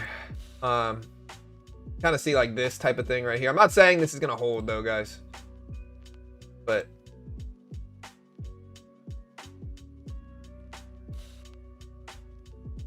I think we do see a little bit of like a range like this.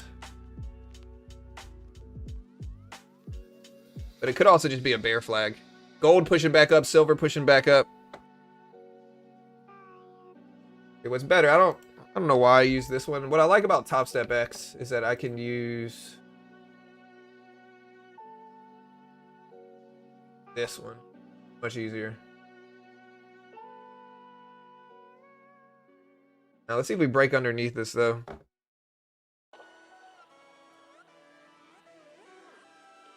We're right at the bottom level here.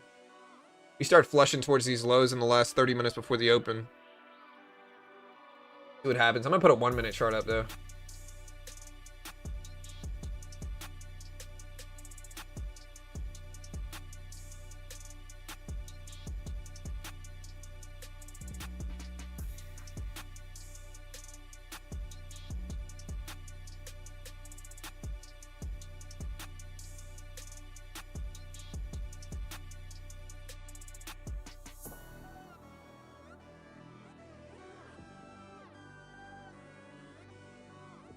Are treasuries moving today? I thought bond markets were closed.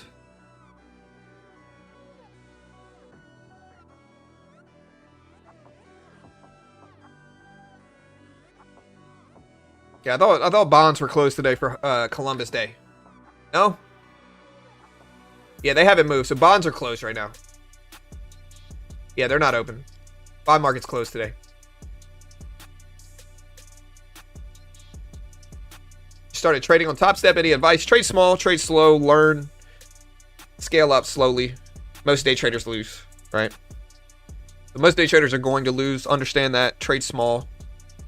And yeah, just be careful.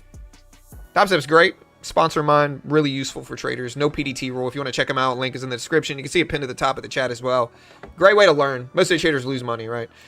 And so this limits your risk. Allows you to risk something small versus thousands of dollars. All right, look at this spike up here. Look at this spike up. Oh, I think it's the 9 a.m. scrum here. I don't really see any news. Let me check and make sure.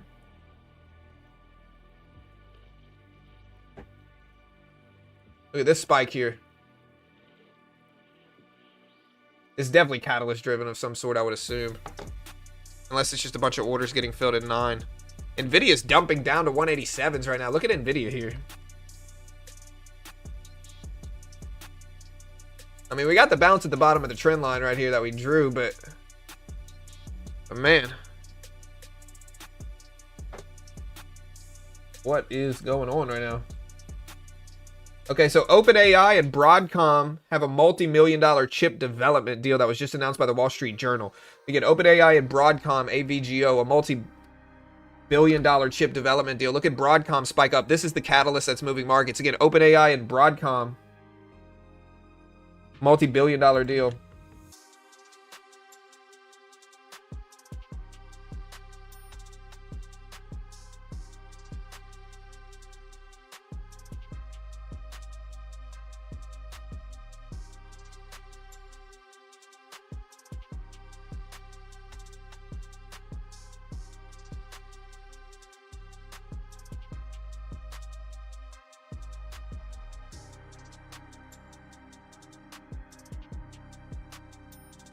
That's what just happened.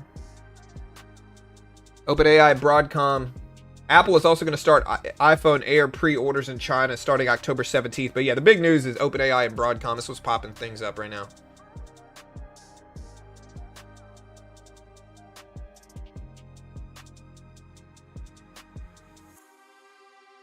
AVGO at 365s. Right now, 365s.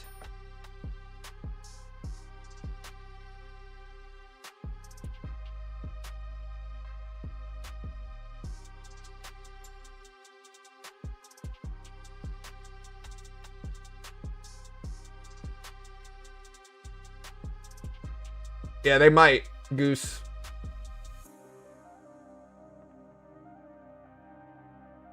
Yeah, AMD and Nvidia are dropping because they're kind of competitors.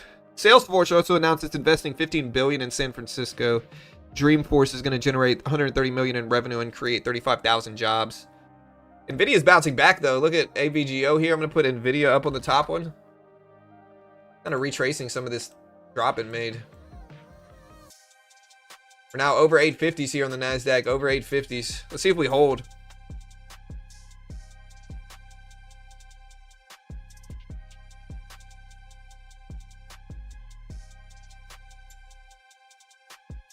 So yeah, they're going to deploy 10 gigawatts of OpenAI designed AI accelerators. So again, OpenAI, Broadcom announced strategic partnership to deploy 10 gigawatts of OpenAI designed AI accelerators. Says Broadcom is going to deploy racks of AI accelerator and network systems targeted to start in 2026 to complete by the end of 2029, according to Newswires. So yeah, it's given some AI boosts. See if we hold and start to rebound back up. Yeah, I mean, the market moves on AI news, though. 7-7. So, like, that's kind of what's going on. Like, anything that moves AI moves markets right now. The Mag 7 is filled with AI and related companies in tech. You know, so the biggest 7 companies in the world are AI companies at this point in time. And so good AI optimism and sympathy will make markets go up. And that's what we're seeing right now. We've had, since this announcement, 1, 2, 3, 4, 5 green candles in a row on the NASDAQ. AVGO up. Nvidia is kind of flat, but it was down. So, up trading.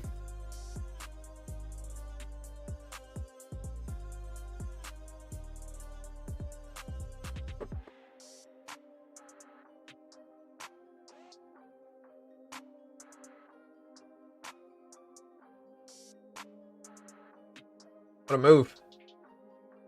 Let's see if we hold. Silver and gold still up there.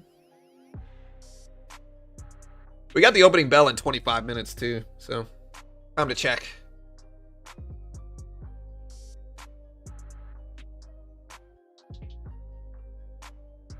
Again, Apple's going to start iPhone Air pre-orders in China starting on the 17th of this month.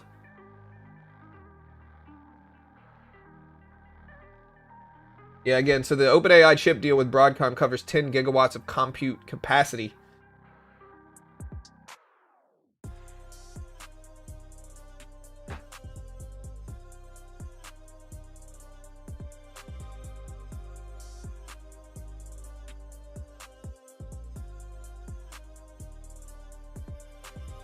NASDAQ still pushing higher here. AVGO is one you got to watch. Gold's still pushing up towards all-time highs. Again, gold might break all-time highs right now.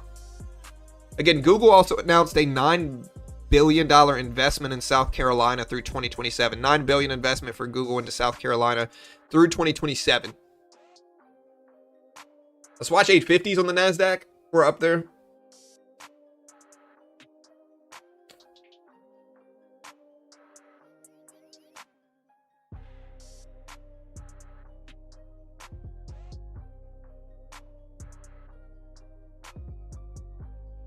Yeah, again, OpenAI and Broadcom deal. They're going to deploy 10 gigawatts of OpenAI designed AI accelerators.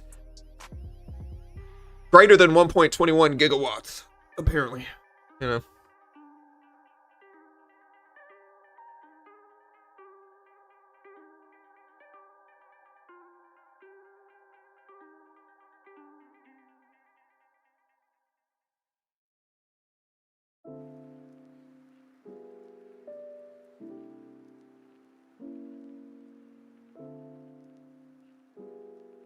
Yeah, the flux capacitor.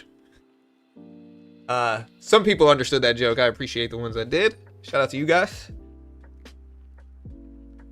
Yeah, there's rumblings, Tony, about who did it. A lot of people saying his son did it, but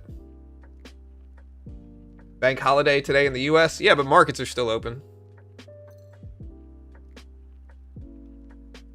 My energy bill, bro? I haven't even checked my energy bill lately. Or my water bill. Let's see what my water bill is. Bullish or bearish on my water bill right now? Honestly, the last time I looked at it, it wasn't as bad.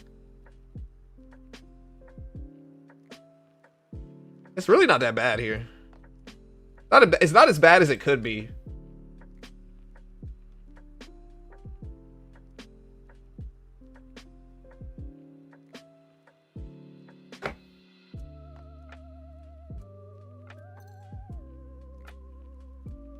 It could be worse, really. 400, a little bit under 500, under 1,400 gallons a day. You know. All right, so NET company integrates services with Oracle Cloud Infrastructure to help customers supercharge applications and AI workloads. Where's Oracle, man? I know that one ran up the last few days. It's still under 300, though. Nasdaq's still pushing higher here. Gold's very close to all-time highs.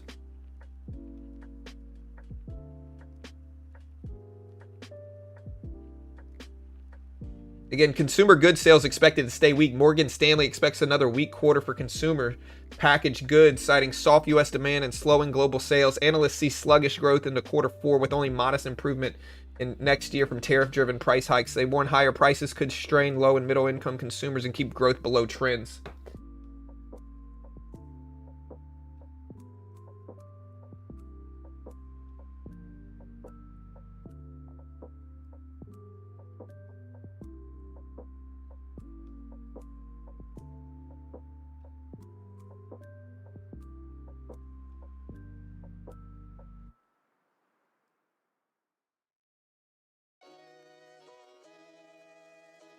But is it going up? I don't know, man. It was lower.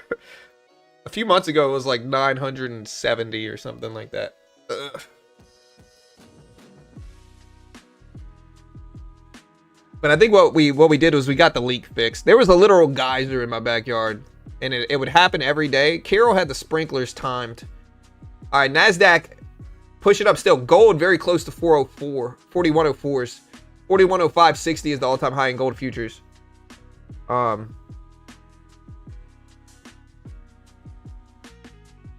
It wasn't me, it was a leak.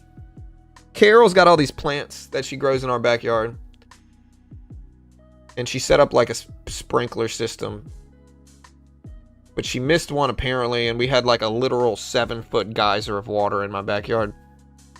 My neighbors were calling us like, yo, there's problems in your backyard. And so once we got that fixed, gold just broke all-time highs. It's at 4106. 4106.40 is the new all-time high in gold futures.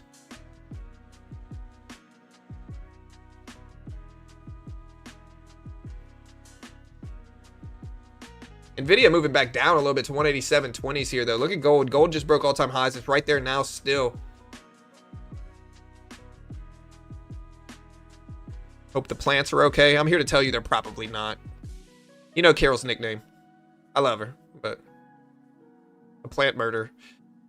That's her name. She means well, though. I think I've got like an 8-foot sugarcane plant in my backyard right now. I asked Carol what we're gonna do with this. Like, are we really gonna go, you know? But it's there.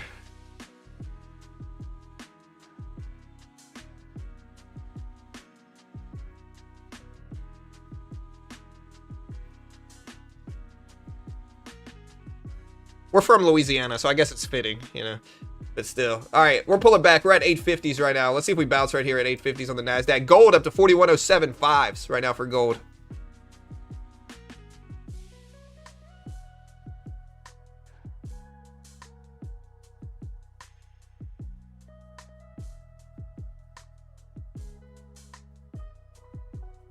All right, gold's still heading up. NASDAQ pulling back a little bit. Broadcom up to 360s basically right now. About 15 minutes until the open.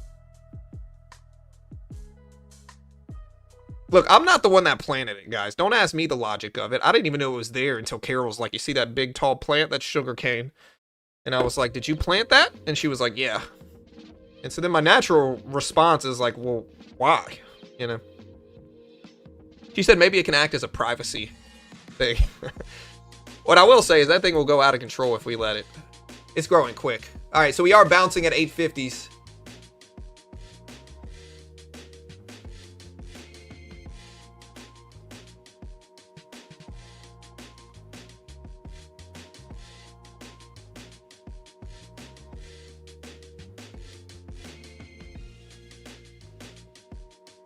Nvidia moving back up, but again, look at the NASDAQ bounce right there at 850s. Let's see if it holds. Again, guys, I'm going to say it once, I'll say it again. Markets respect whole dollar numbers. 850, 800s here. You can see how much we bounce off of this. It doesn't always like stay up or down from it. Like it might move up and down, but it initially respects it. You can kind of see that here.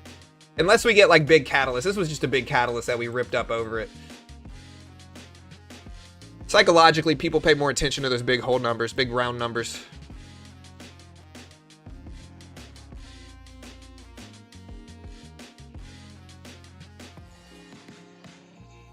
What loss?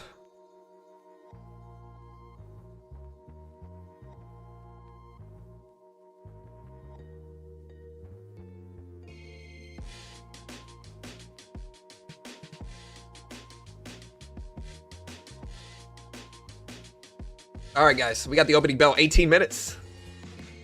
Will the opening bell bring chaos?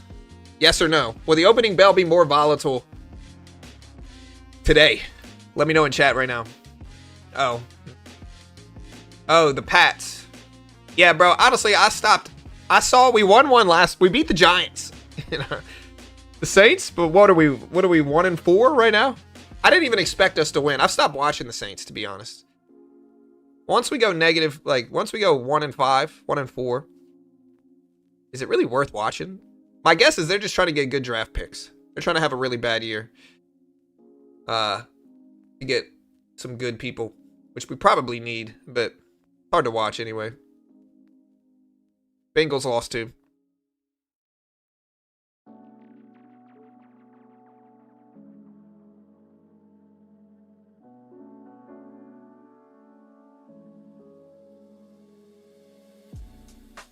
LSU won, though. How about them? LSU won. We can bring attention to that. All right, so here's a retest of 850s. Gold broke all-time highs again. 41.08 even. All-time highs on gold now. 41.08 even. Market's going to cook 99% of traders today. Hey, we'll see, brother.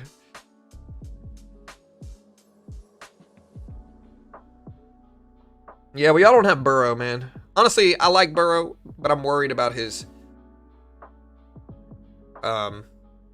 He's fragile. I'm worried about Burrow's fragility. He just seems really fragile. I like him. I'm an LSU fan. You know, I like him. I like Jaden. I hope they win. But Burrow, he gets hurt every year. All right, gold up to 41.0970s here. Still pushing up ahead of the opening bell. 15 minutes before the bell. Is it a misunderstanding, Marvin? Maybe. Maybe it is. Maybe it's not. Maybe he meant it, but then he saw the negative reaction and then he tried to backtrack a little bit. That's what it seems like to me. And I'm not very political. I hope the president does well. I'm not rooting against him. I really don't.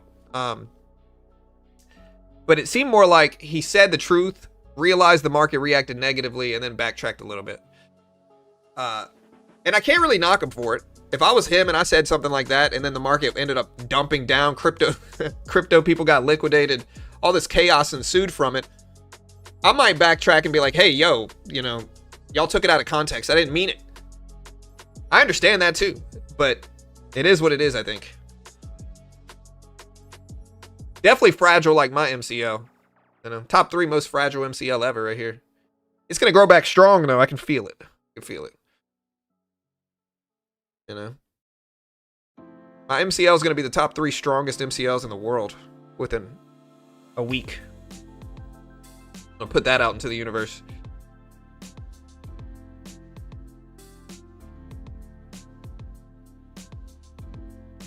Yeah, the Saints need a better O-line. So do the Bengals. Everybody always focuses on quarterbacks and everything, and I get it, but like O-line is really what gets you wins.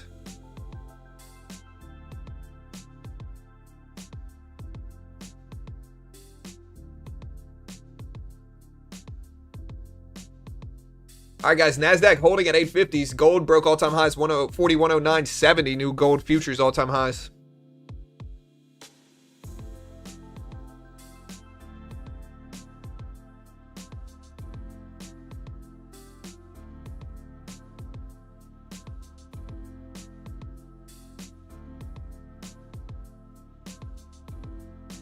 AMD. Yeah, AMD all the way back to almost red on the day. It's still technically green, but...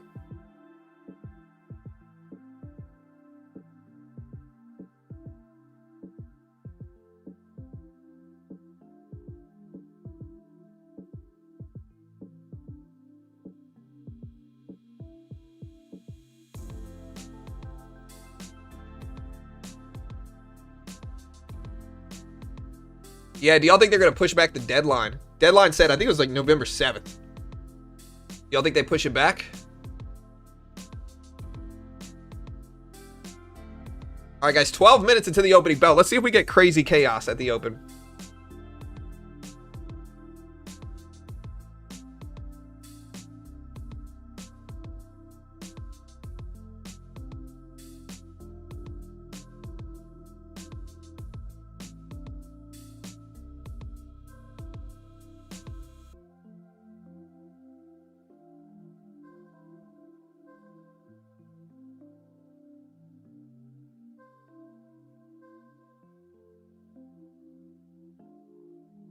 It will be volatile. That's granted. Yeah, I mean maybe. I'm not gonna do that. GQ. I'm not saying it is. I don't know. I mean, we got a lot of different stuff going on. We got OpenAI, Broadcom deal, billions, worth billions. We have China 100% tariffs again, export restrictions in China. We have crypto liquidations, fears. We've got a gap fill of about 50% from the drop. And so we're heading into the most volatile part of the day. Let's see if we get some craziness. I don't know. VIX is what, 20 right now? Yeah, 20. So the VIX is at 20 right now. Still elevated, of course.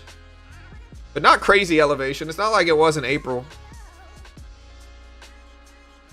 In April, the VIX got up to 60. Yeah. Mineral companies going up.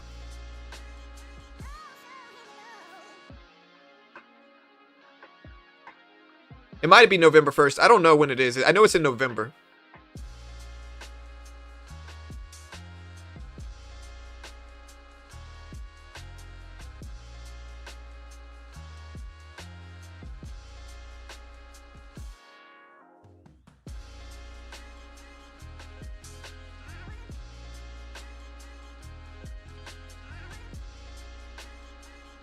Yeah. Only this man can save us. You know? Nvidia actually bouncing back up. We're at 189s right now. 189s. Gold pulling back. NASDAQ still bouncing at 850s here. So, look at the NASDAQ hold. Nvidia rebounding a little bit. Still red. Look at that rejection, though. Hold on. Let's see what happens. AMD did go all the way down to 215, basically, the previous closing price. Gold pulling back a little bit. So is silver.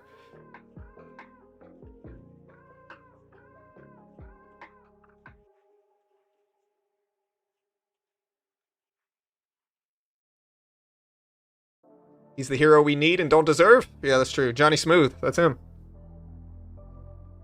Gold's been breaking all-time highs this morning. I'm waiting until the opening bell to trade. We'll play with it this morning. We'll trade, but...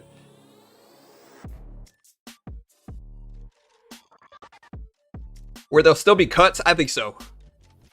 Yeah, I mean, it was pushed back, but I think there'll still be cuts. It depends on what the inflation data shows up. So they did reschedule CPI to next Friday on the 24th, which is about 5 days prior to the rate decision. And so we should still cut rates. The only way we wouldn't, I think, and it's still probably going gonna happen. But the only way we wouldn't is if CPI inflation shows elevated inflation data. Let me see if we have any expected numbers for CPI next week. I don't think we do yet. But CPI has been rescheduled to next Friday. I don't show any expected numbers yet, but it's rescheduled to the 24th of October.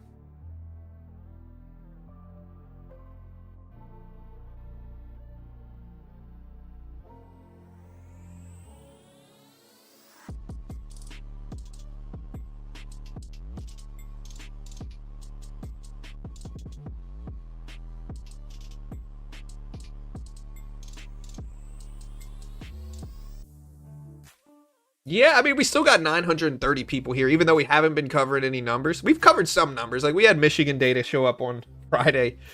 We got Jerome Powell speaking a bunch. He's kind of compensating for it. But trust me, I'm ready for the shutdown to end, too.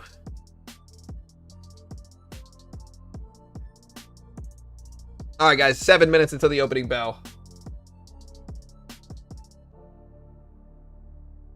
Yeah, I mean, we need the data, though. Again, I said it last week. I'm not saying this is why they changed CPI data, but the people who formulate the data, non-farm payrolls, labor data, inflation data, those people aren't essential, you think? I mean, maybe some people would think they're not, but we kind of need the data to guide the Federal Reserve. So I'm surprised they didn't deem them essential and actually get them to put out the data anyway. I think we should change that standard. I think they should release the data during shutdowns. No, I mean, my channel's definitely more than numbers. It's market news in general, and we got a bunch of news going on right now. So, we still got a lot of stuff to talk about here. I haven't run out of stuff to talk about, but 5-minute chart. Yeah, I mean, market's just whippy this morning.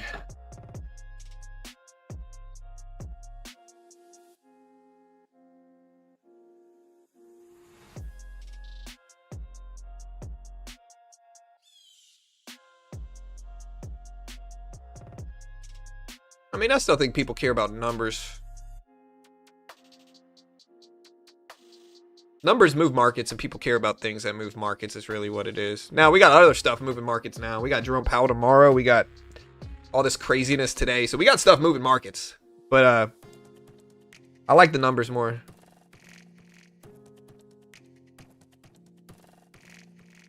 Powell's not speaking today. He's speaking tomorrow, Fernando. Tomorrow at 12:20 p.m. He's speaking at the NABE meeting tomorrow. We'll be streaming it live. It's tomorrow afternoon.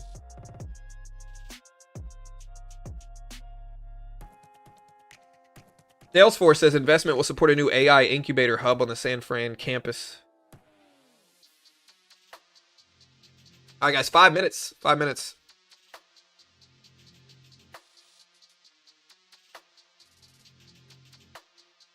Oh, yeah, the general people. I mean, there's a couple of people, like, lenders care about numbers because numbers move yields, right? Market participants care about numbers because numbers move markets. And so people care about the numbers, but government shut down right now. I don't know when it's going to resume. Betting odds have it 30 plus days.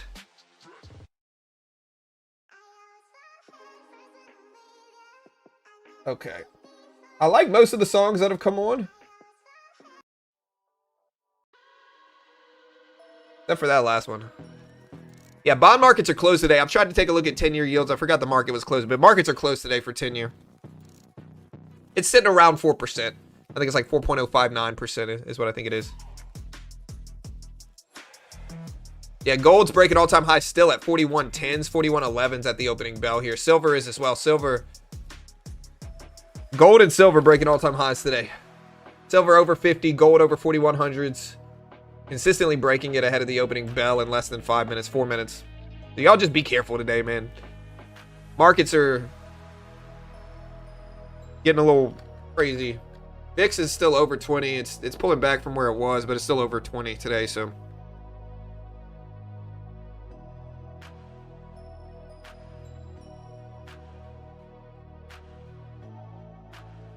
Nasdaq's bounced back some, but still kind of quiet over the last.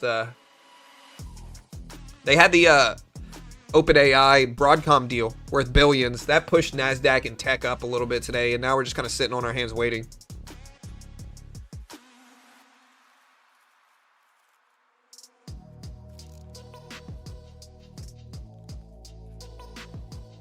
How long term, Curtis? We don't have any economic news today. The government's closed. The gov is closed right now. So, yeah, government's closed. Not really doing much.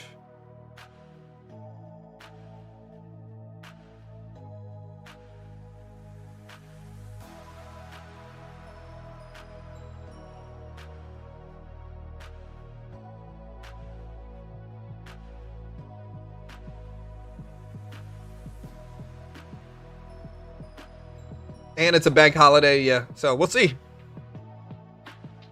All right, guys, we got about 1,000 people here. Hit the subscribe button, hit the notification bell. We appreciate it.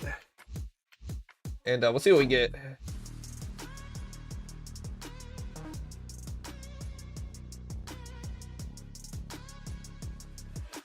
Do you think the shutdown will be over next week or this week? I think they're supposed to meet tomorrow. I'm not optimistic, though. I hope it is, right? But I'm not the most optimistic person in this, you know? Like, I hope it is, but I'm not the most optimistic.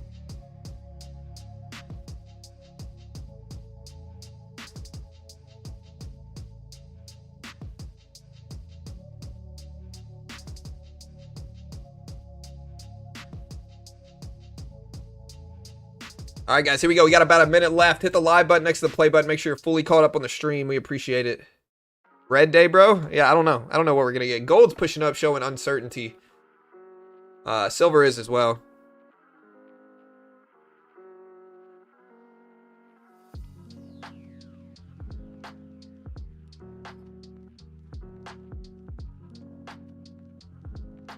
Yeah, I mean, the next data we get is going to be CPI data next Friday.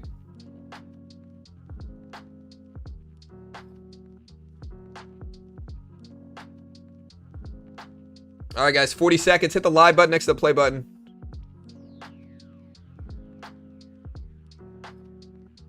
I mean, it's possible. A lot of people are talking about the taco indicator and all that stuff. Is gold pricing in supply chain weakness? Maybe. I think gold is just being... Gold's going up for a lot of reasons. I appreciate the donation. Thank you. But gold's going up for a lot of reasons. Uncertainty, fear, government shutdown news. Big psychological and technical levels, inflation worries, right? Rate cuts, economic stimulation, like all kind of stuff is what's pushing gold up. All right, guys, we got 5 seconds. Hit the live button next to the play button, put it in 2x speed, and we'll see what happens. And here's the bell. All right, here's the opening bell, guys. Let's see what we get.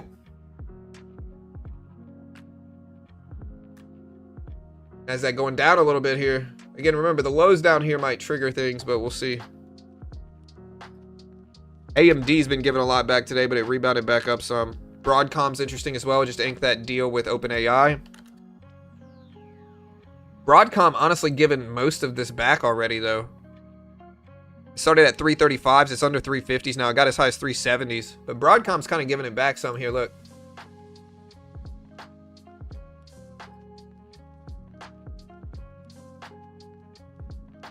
NASDAQ bounced right there at 800s, guys. Best, top 3 greatest level right here. Exactly at that level bounce. Doesn't mean we're going to hold, though.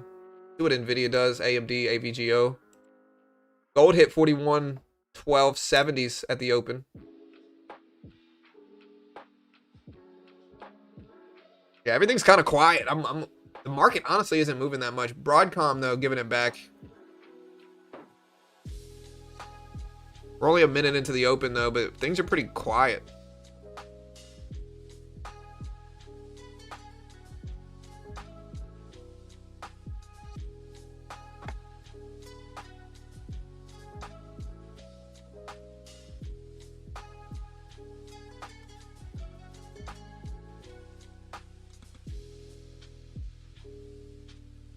Our quantum stocks doing? NASDAQ ripping up a little bit here. Still a little quiet, though. NVIDIA fighting way back up, but I'm waiting right now.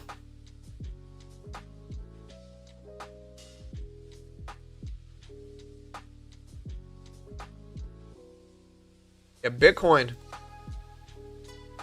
going up a little bit at the opening bell at 115s now.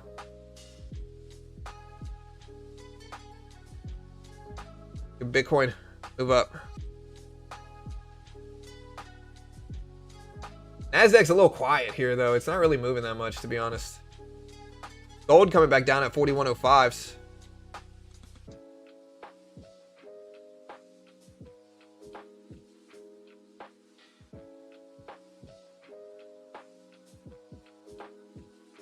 Yeah, everybody's waiting for a direction hit to happen, I think. But because of that, people are just apprehensive right now.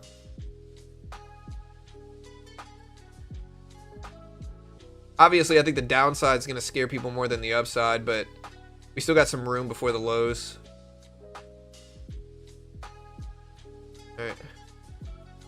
Gold coming down. AMD coming down a little bit.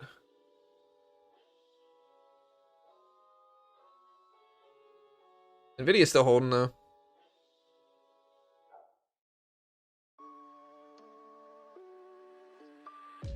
There's 24.8s now.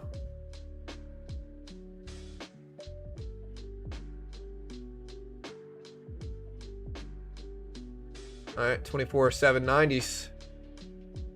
Get some red show up.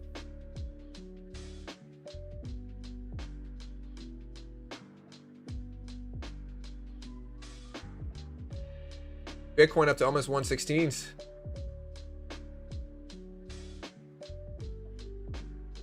All right, Nasdaq's coming down a little bit here.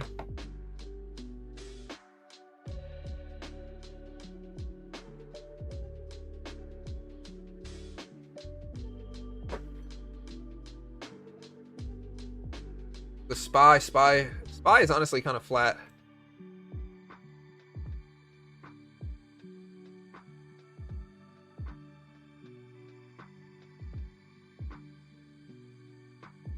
Why are you not looking at charts that matter? I don't know. I think Bitcoin, S&P 500, the Nasdaq, gold, silver, I think those are pretty relevant, no? Nvidia.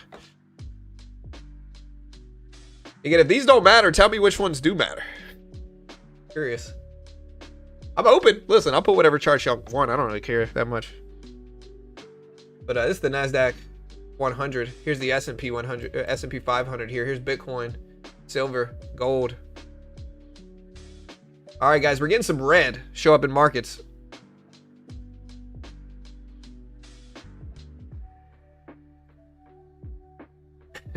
He's like, where's my GameStop chart at, bro? You know? All right, look at this drop. Nasdaq coming down.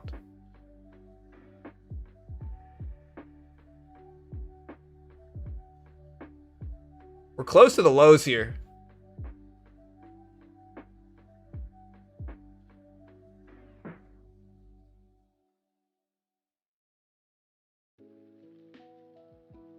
NASDAQ's coming down.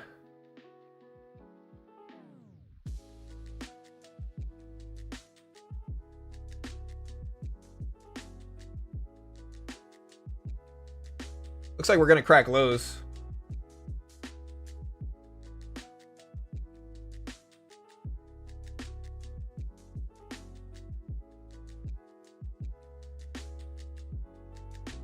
Buy's falling, gold's falling.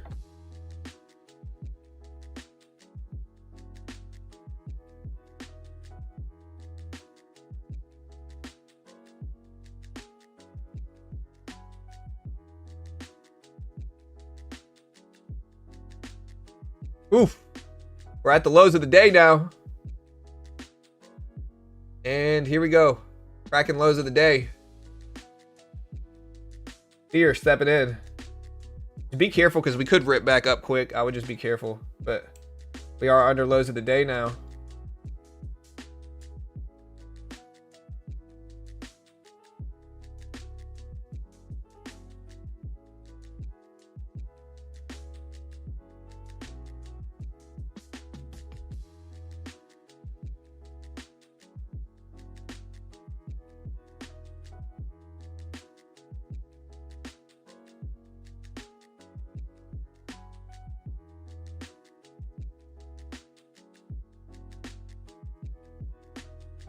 All right, we're bouncing back up right at the lows here. The question is, do we reject it at 750 right here? We already tapped it.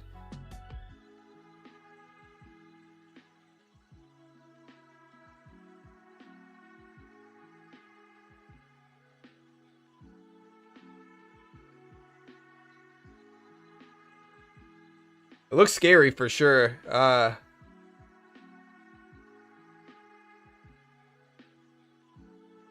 We did reject right there at 750s, but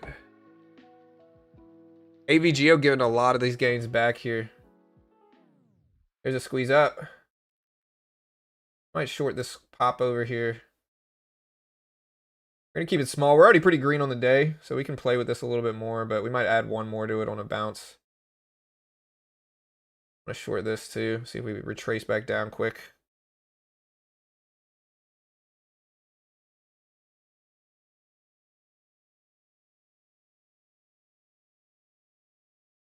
Just got to be careful because we could squeeze right up fast here. We're flat right now. Music stop.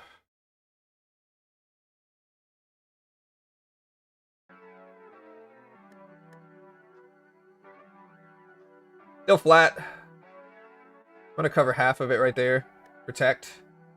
If we get another big breakdown here, there we go. I'll sit on this. There we go. I'm going to cut it right there. Be careful. Momentum looks weak, but got out around the lows. That's good.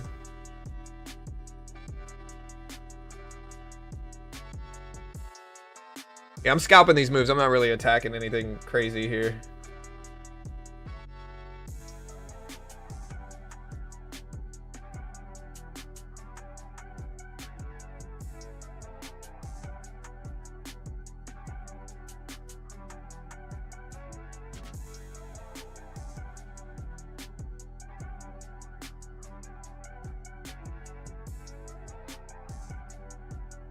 I'm already out of my short because I'm scalping the range. Because we're very close to lows. We're testing lows of the day and the market's scared. So, I mean, I think there's probably some range around this area that I could capitalize on, which is what I've been doing. Been shorting around the top of this and then trying to cover it as close as it gets to the bottom. Because I think the momentum right now is fearful. It could also squeeze up big, so, you know, there's always that risk. But that's kind of what I'm doing. I'm just scalping right now. I don't trust longer term positions at this point. Like, I'm not super tied to either side either, you know.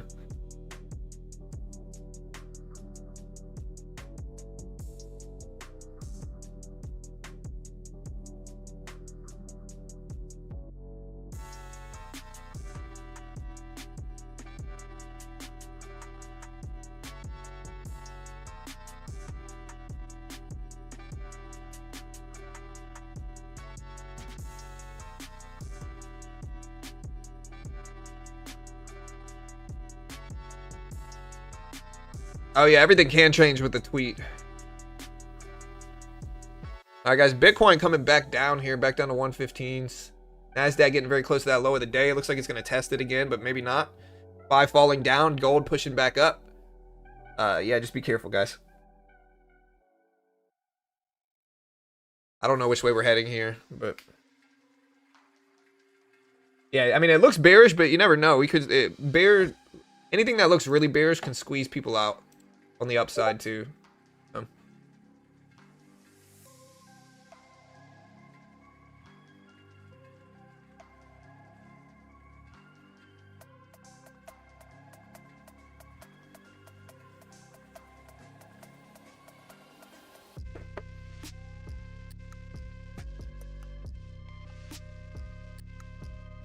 Yeah, now we're starting to bounce back up. I'm not necessarily opposed to longs either, but...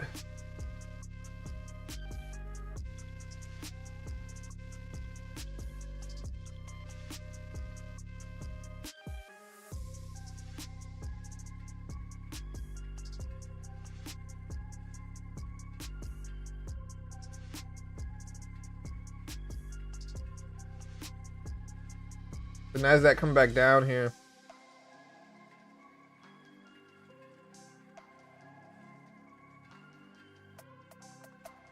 All right, we're very close to these lows.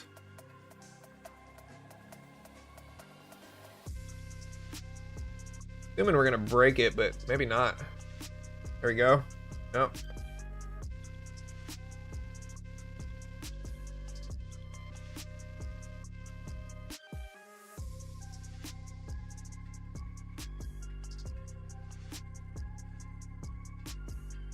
Do we crack lows right now, guys? Let me know. Put it in chat real quick. Do we crack lows?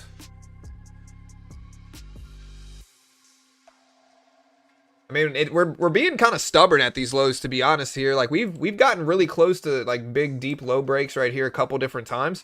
And most of the time, we've kind of pushed right back up. And so that kind of sets the tone for maybe, like, a rebound squeeze up to this level, maybe. But just be careful. Gone really sideways for the last 5 minutes, but let's see if that rebound squeeze happens now.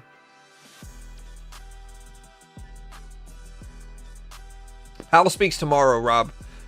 So I don't think, I mean, I think what he says tomorrow matters a lot. It's going to move yields. But yeah, there's the rebound squeeze back up.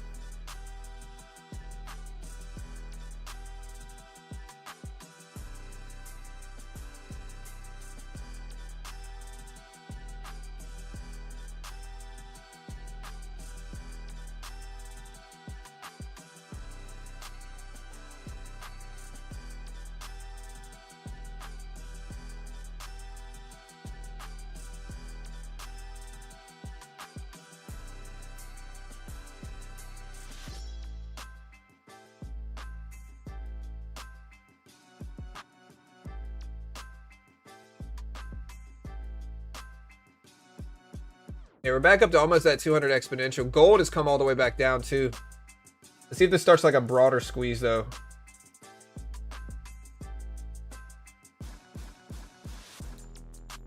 Yeah, I mean, markets are scared today, justifiably so, I think, with all the liquidations and craziness over the weekend. I think it's justifiable a little bit more now.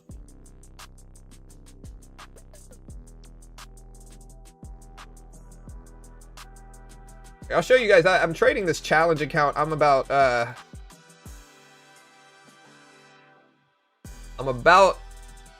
$150 away from getting funded on it. I'll trade this. We're green on our other account too, but I guess I'm short biased, but I might just kind of add to this. Keep my risk kind of small. There we go. Got that. If we retrace back up, I'll short again. 3.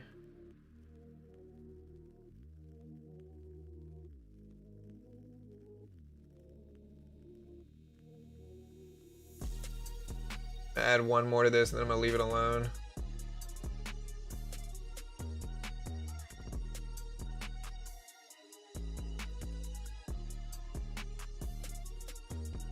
Looks like we want to move up here, though. See if the 200 exponential. Whoa. All right, that basically just got me there. Whoa, look at this drop. I need about $5. There we go. All right, yeah. There we go. We just got funded on it. That's cool. All right, we're going to go back to our funded account here.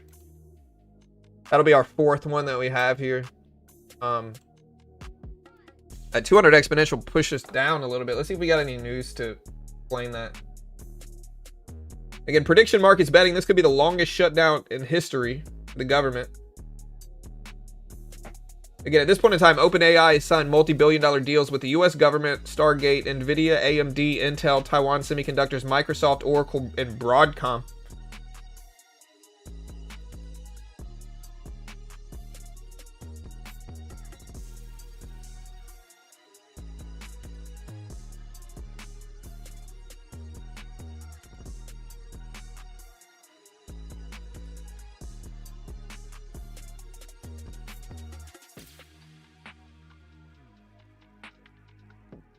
Stop shorting? I mean, bro, look. I understand we could squeeze up a little bit, but I think most people would argue these type of moves and then a rebound could obviously be a trend continuation play. And that's what we mostly capitalized on at this point. Like, we ended up shorting here and writing it down, and shorting here and writing it down. But I certainly recognize the squeeze up potential here. I think if we start to move over this 200 exponential, over 850s, I think we can start to, you know, move big on the upside, squeeze a lot of these shorts out. So we're scalping. It, you know. Either way, it shouldn't bother you. Whichever direction trade I take, especially if I'm green, it shouldn't. Unless you're really emotionally tied to a direction right now, which I'm not. Yeah. That big red was a rejection of the 200 exponential right here initially. Probably maybe an algorithm or something.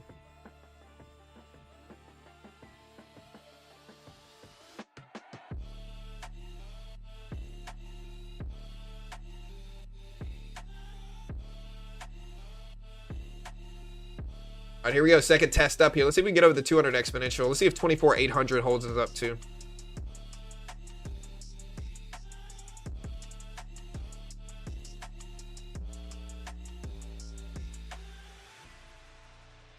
All right, here we just pushed over the 200 EMA. We rejected it initially, and then we pushed all the way back over. We're at 825s now, 827s. Let's see if we get that squeeze up. Now we're retesting the 200 exponential on the upside now.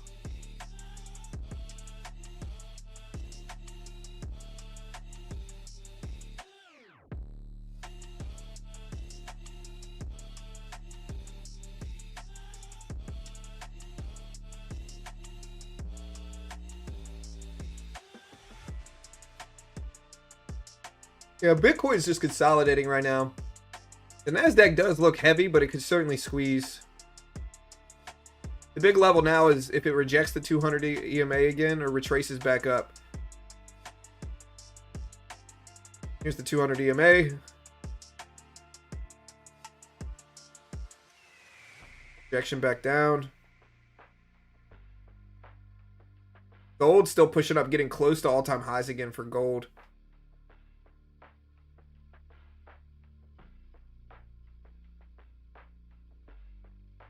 They're rejecting the 200 again. Yeah, we got BLK earnings. We have JP Morgan, Morgan Stanley, I think Wells Fargo earnings all tomorrow morning. So that could move markets too in the wake of all the stuff going on. Gold pushing up very close to all-time highs for gold. Gold looks like it's going to break all-time highs again here. Yeah, I like the 200 exponential on a 1 minute just because the market seems to react to it. Not always, nothing's 100%, but in general. I think you can look at it on any time frame, but we get quicker rejections. I think we get more algorithmic reactions to the 200 EMA on a 1 minute chart. Yeah, gold up to all-time highs. NASDAQ still trying to rebound. Quantum stocks. Yeah, and again, check out Top Step. I'm day trading on Top Step. I just got funded in one of my Top Step accounts. Again, no PDT in futures. You can day trade the S&P, NASDAQ, Dow, Russell, gold, commodities. Patterns are very similar to equity patterns. No PDT in futures. You can day trade all these different things. I'll put the link up. They have their back to funded option. You can get started for $50 a month. Most day traders are going to lose their first couple accounts, so it makes no sense to fund thousands and lose it. Try this. It makes sense. They're a sponsor of mine. I'm biased. I get paid by them, so understand all this stuff on screen. Not an investment professional. Hey, man, look at the market push back up here. Let's watch 850s. Right now, 850s. Yeah, gold broke all-time highs as well. NASDAQ starting to run. Here's 850s test.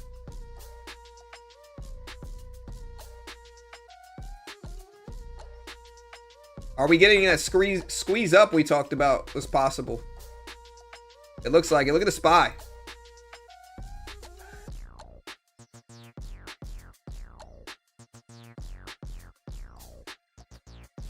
Struggling to hold over 850s. Let's see what happens here.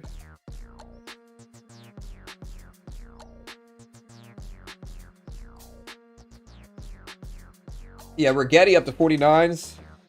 IONQ up big to 76s. QUBT up to 20s. Gold at all-time highs still.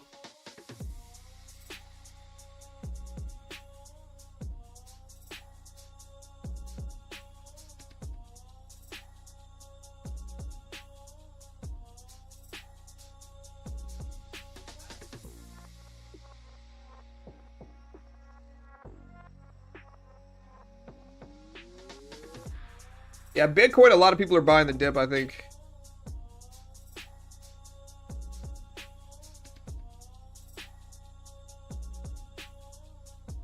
Nasdaq trying to get over 850s. SPY trying to get over 660s. Gold testing all-time highs again. Nvidia pushing up as well. Nvidia is at what is it? I can't really lean up because of my knee. Nvidia is at 189s right now. 189s. Nasdaq still pushing.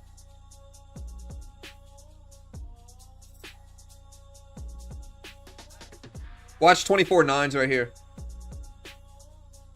Right above this high. Nvidia is still pushing up.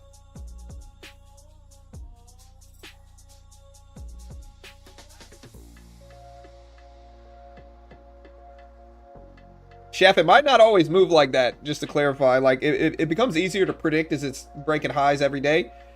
But it's not always like, sometimes it downtrends for a long time. AMD. AMD's moving back up too. Look at AMD right here. Bitcoin popping back up.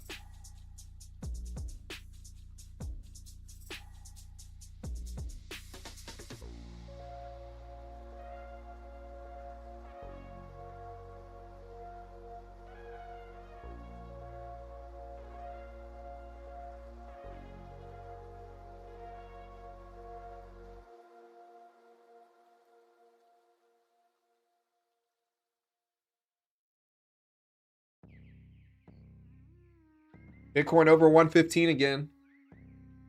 Nasdaq and everything else starting to go up. Gold just broke all-time highs again. Look at gold right here.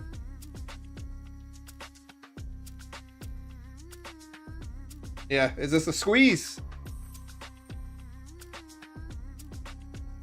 Just watch fundamental news is what I would say. Just be careful. We might squeeze up. I want us to, but...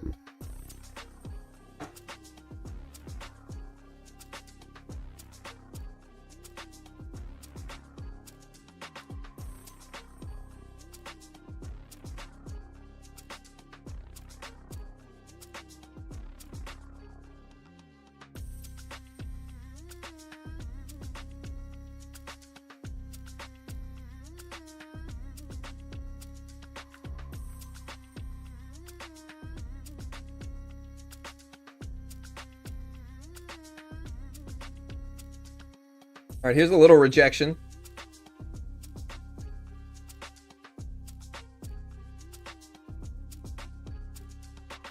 Watch 835s right here.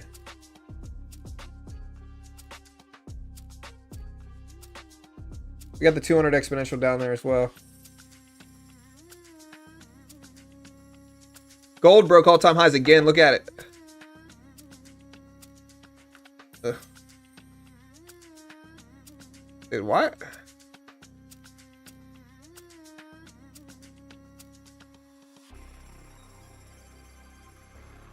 All right, here's 835s.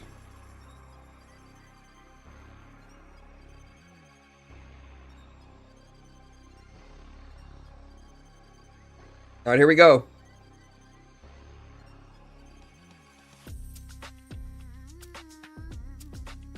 V-shaped recovery. After Friday, I'm not confident in my ability to read markets correctly. Hey, good luck, brother. I hope you make money, dude. I don't think anybody is. I mean, I'm the top 3 greatest ever, but, you know.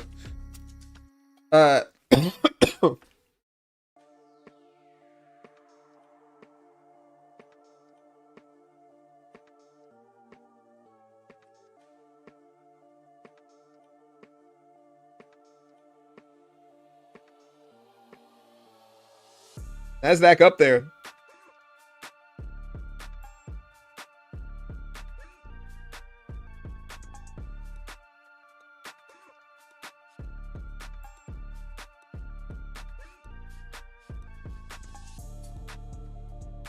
All right, guys. Let's see if 850 holds it.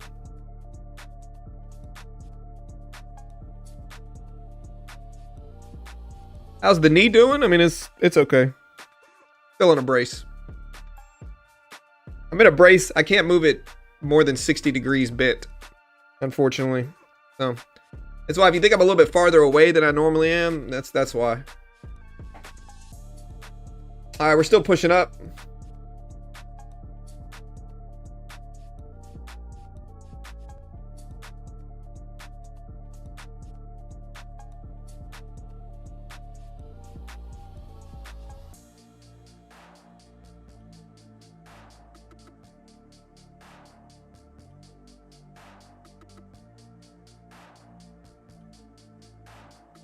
I don't really like ice. I'm elevating and compressioning it. All right, NASDAQ still fighting up. 870s.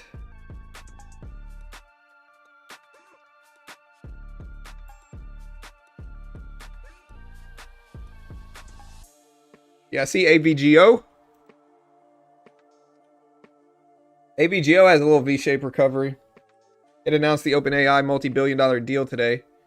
NASDAQ still popping up.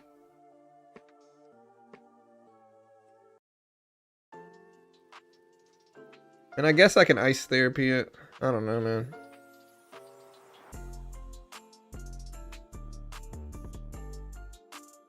NASDAQ pushing up. 24.9s here. Highs of the day are 24.950s. We're getting up there. Let's watch 24.9s right now. Bitcoin back up. Quantum stocks up. Gold up.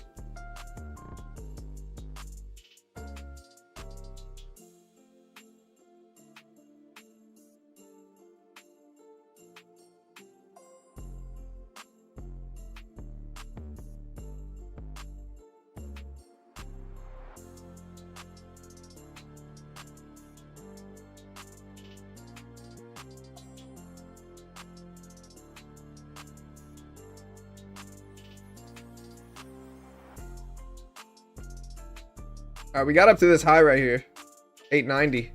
I still think watching 24.9s makes more sense because sometimes like we'll crack highs and reject at like a big psychological level above it. So I'm looking at 24.9s, but we might not hit it. I don't know.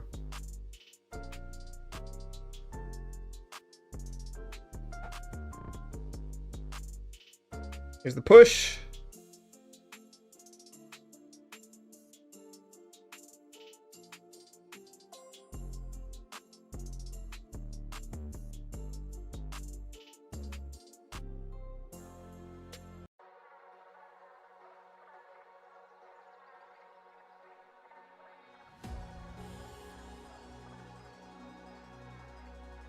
All right, here we go. 91s.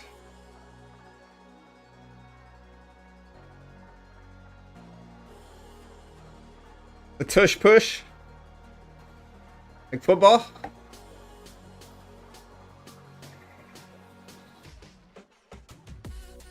All right, we're up there. There's 24.9s.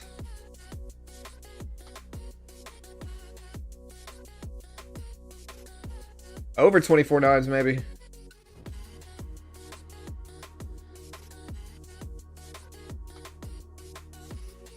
Got some sells happening right now, but Nvidia is honestly one of the big ones edging up here if you look at this. Nvidia back up to almost 190s. Bitcoin back up to almost what is this? Almost 116s. Gold moving up close to highs again. Nvidia is as well.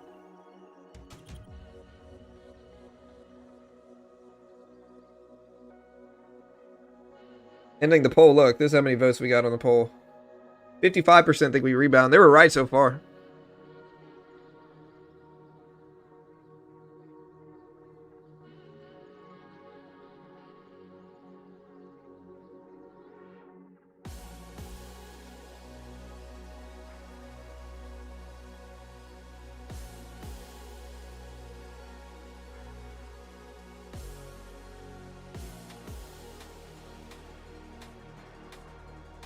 We're going to keep pushing up, or we're going to dip down a little bit now.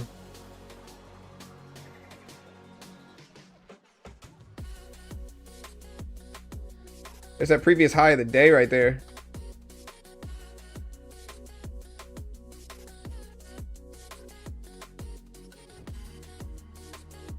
There's 24.9 rejection. Nvidia is trying to get up to 190 here. Where's Tesla? Is Tesla all the way that down? That's at 420s.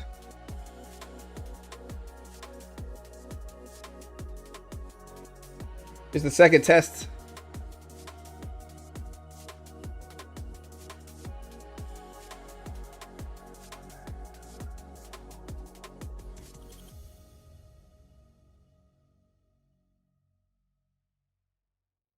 How far do we pull back here?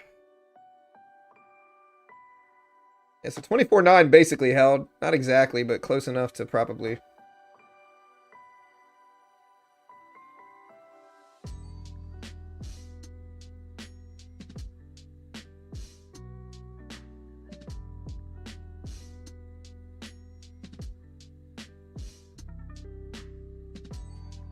Now we got a drop here. Does it get bought up or do we continue down?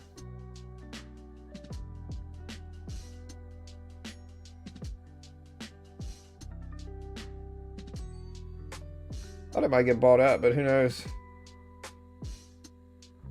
I don't really trust taking a lot of trades today, guys. I'm trying to be careful.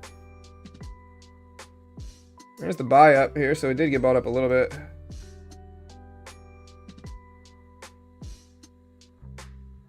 We took another funded account here. We're green. I'll probably just hold this.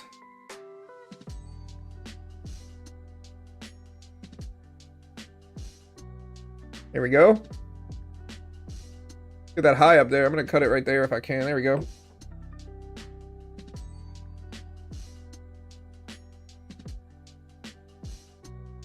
Wanted to hold it up to this level, this 90 level, which was a previous top right here. Looks like that's exactly where we rejected. Doesn't mean it's not going to keep going up, but... yeah, I wasn't short. I was long just now. I was buying this dip right here.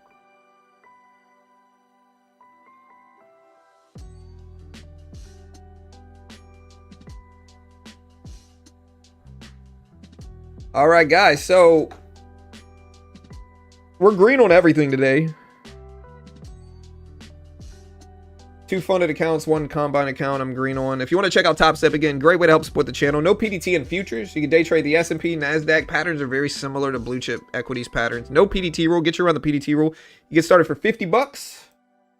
They're a sponsor of mine. I'm biased, but it's genuinely useful for traders. You can reset your funded accounts and with the same rules. Check them out. They're a sponsor of mine. I'm biased, but genuinely useful. We'll see what happens tomorrow, guys. Tomorrow, we got Jerome Powell speaking.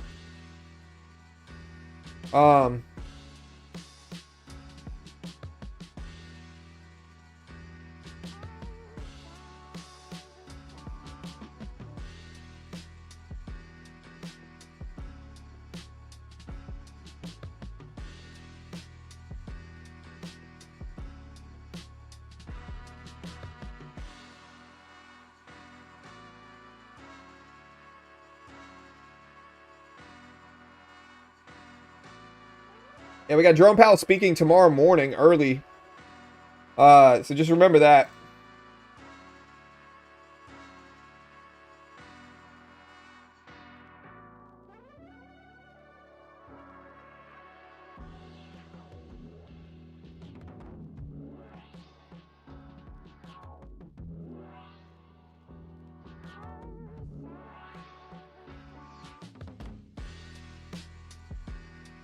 NASDAQ still pumping up over 24.9s now, getting up there. All-time high, or not all-time highs, but highs of the day are 24.950s.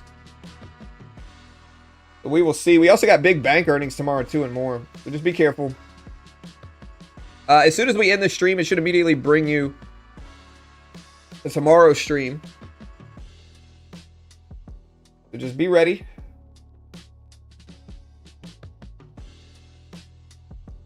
Do you guys want me to do a vertical stream as well? You can now stream vertically also at the same time.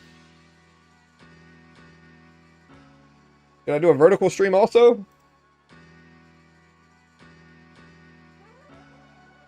Yeah, give me a follow on x.com at Beginner Trades. We cover all this stuff live.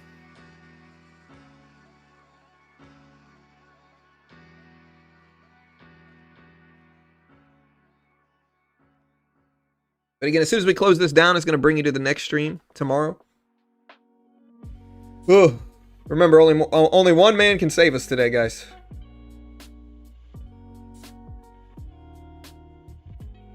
All right, guys. I'll see you guys later.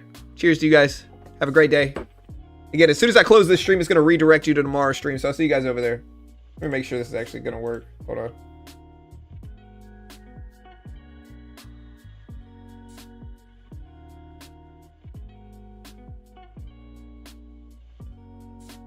Yeah. All right. There we go. Saxophone stream. Hey, I love you all. Y'all have a great day. I'll see you guys tomorrow.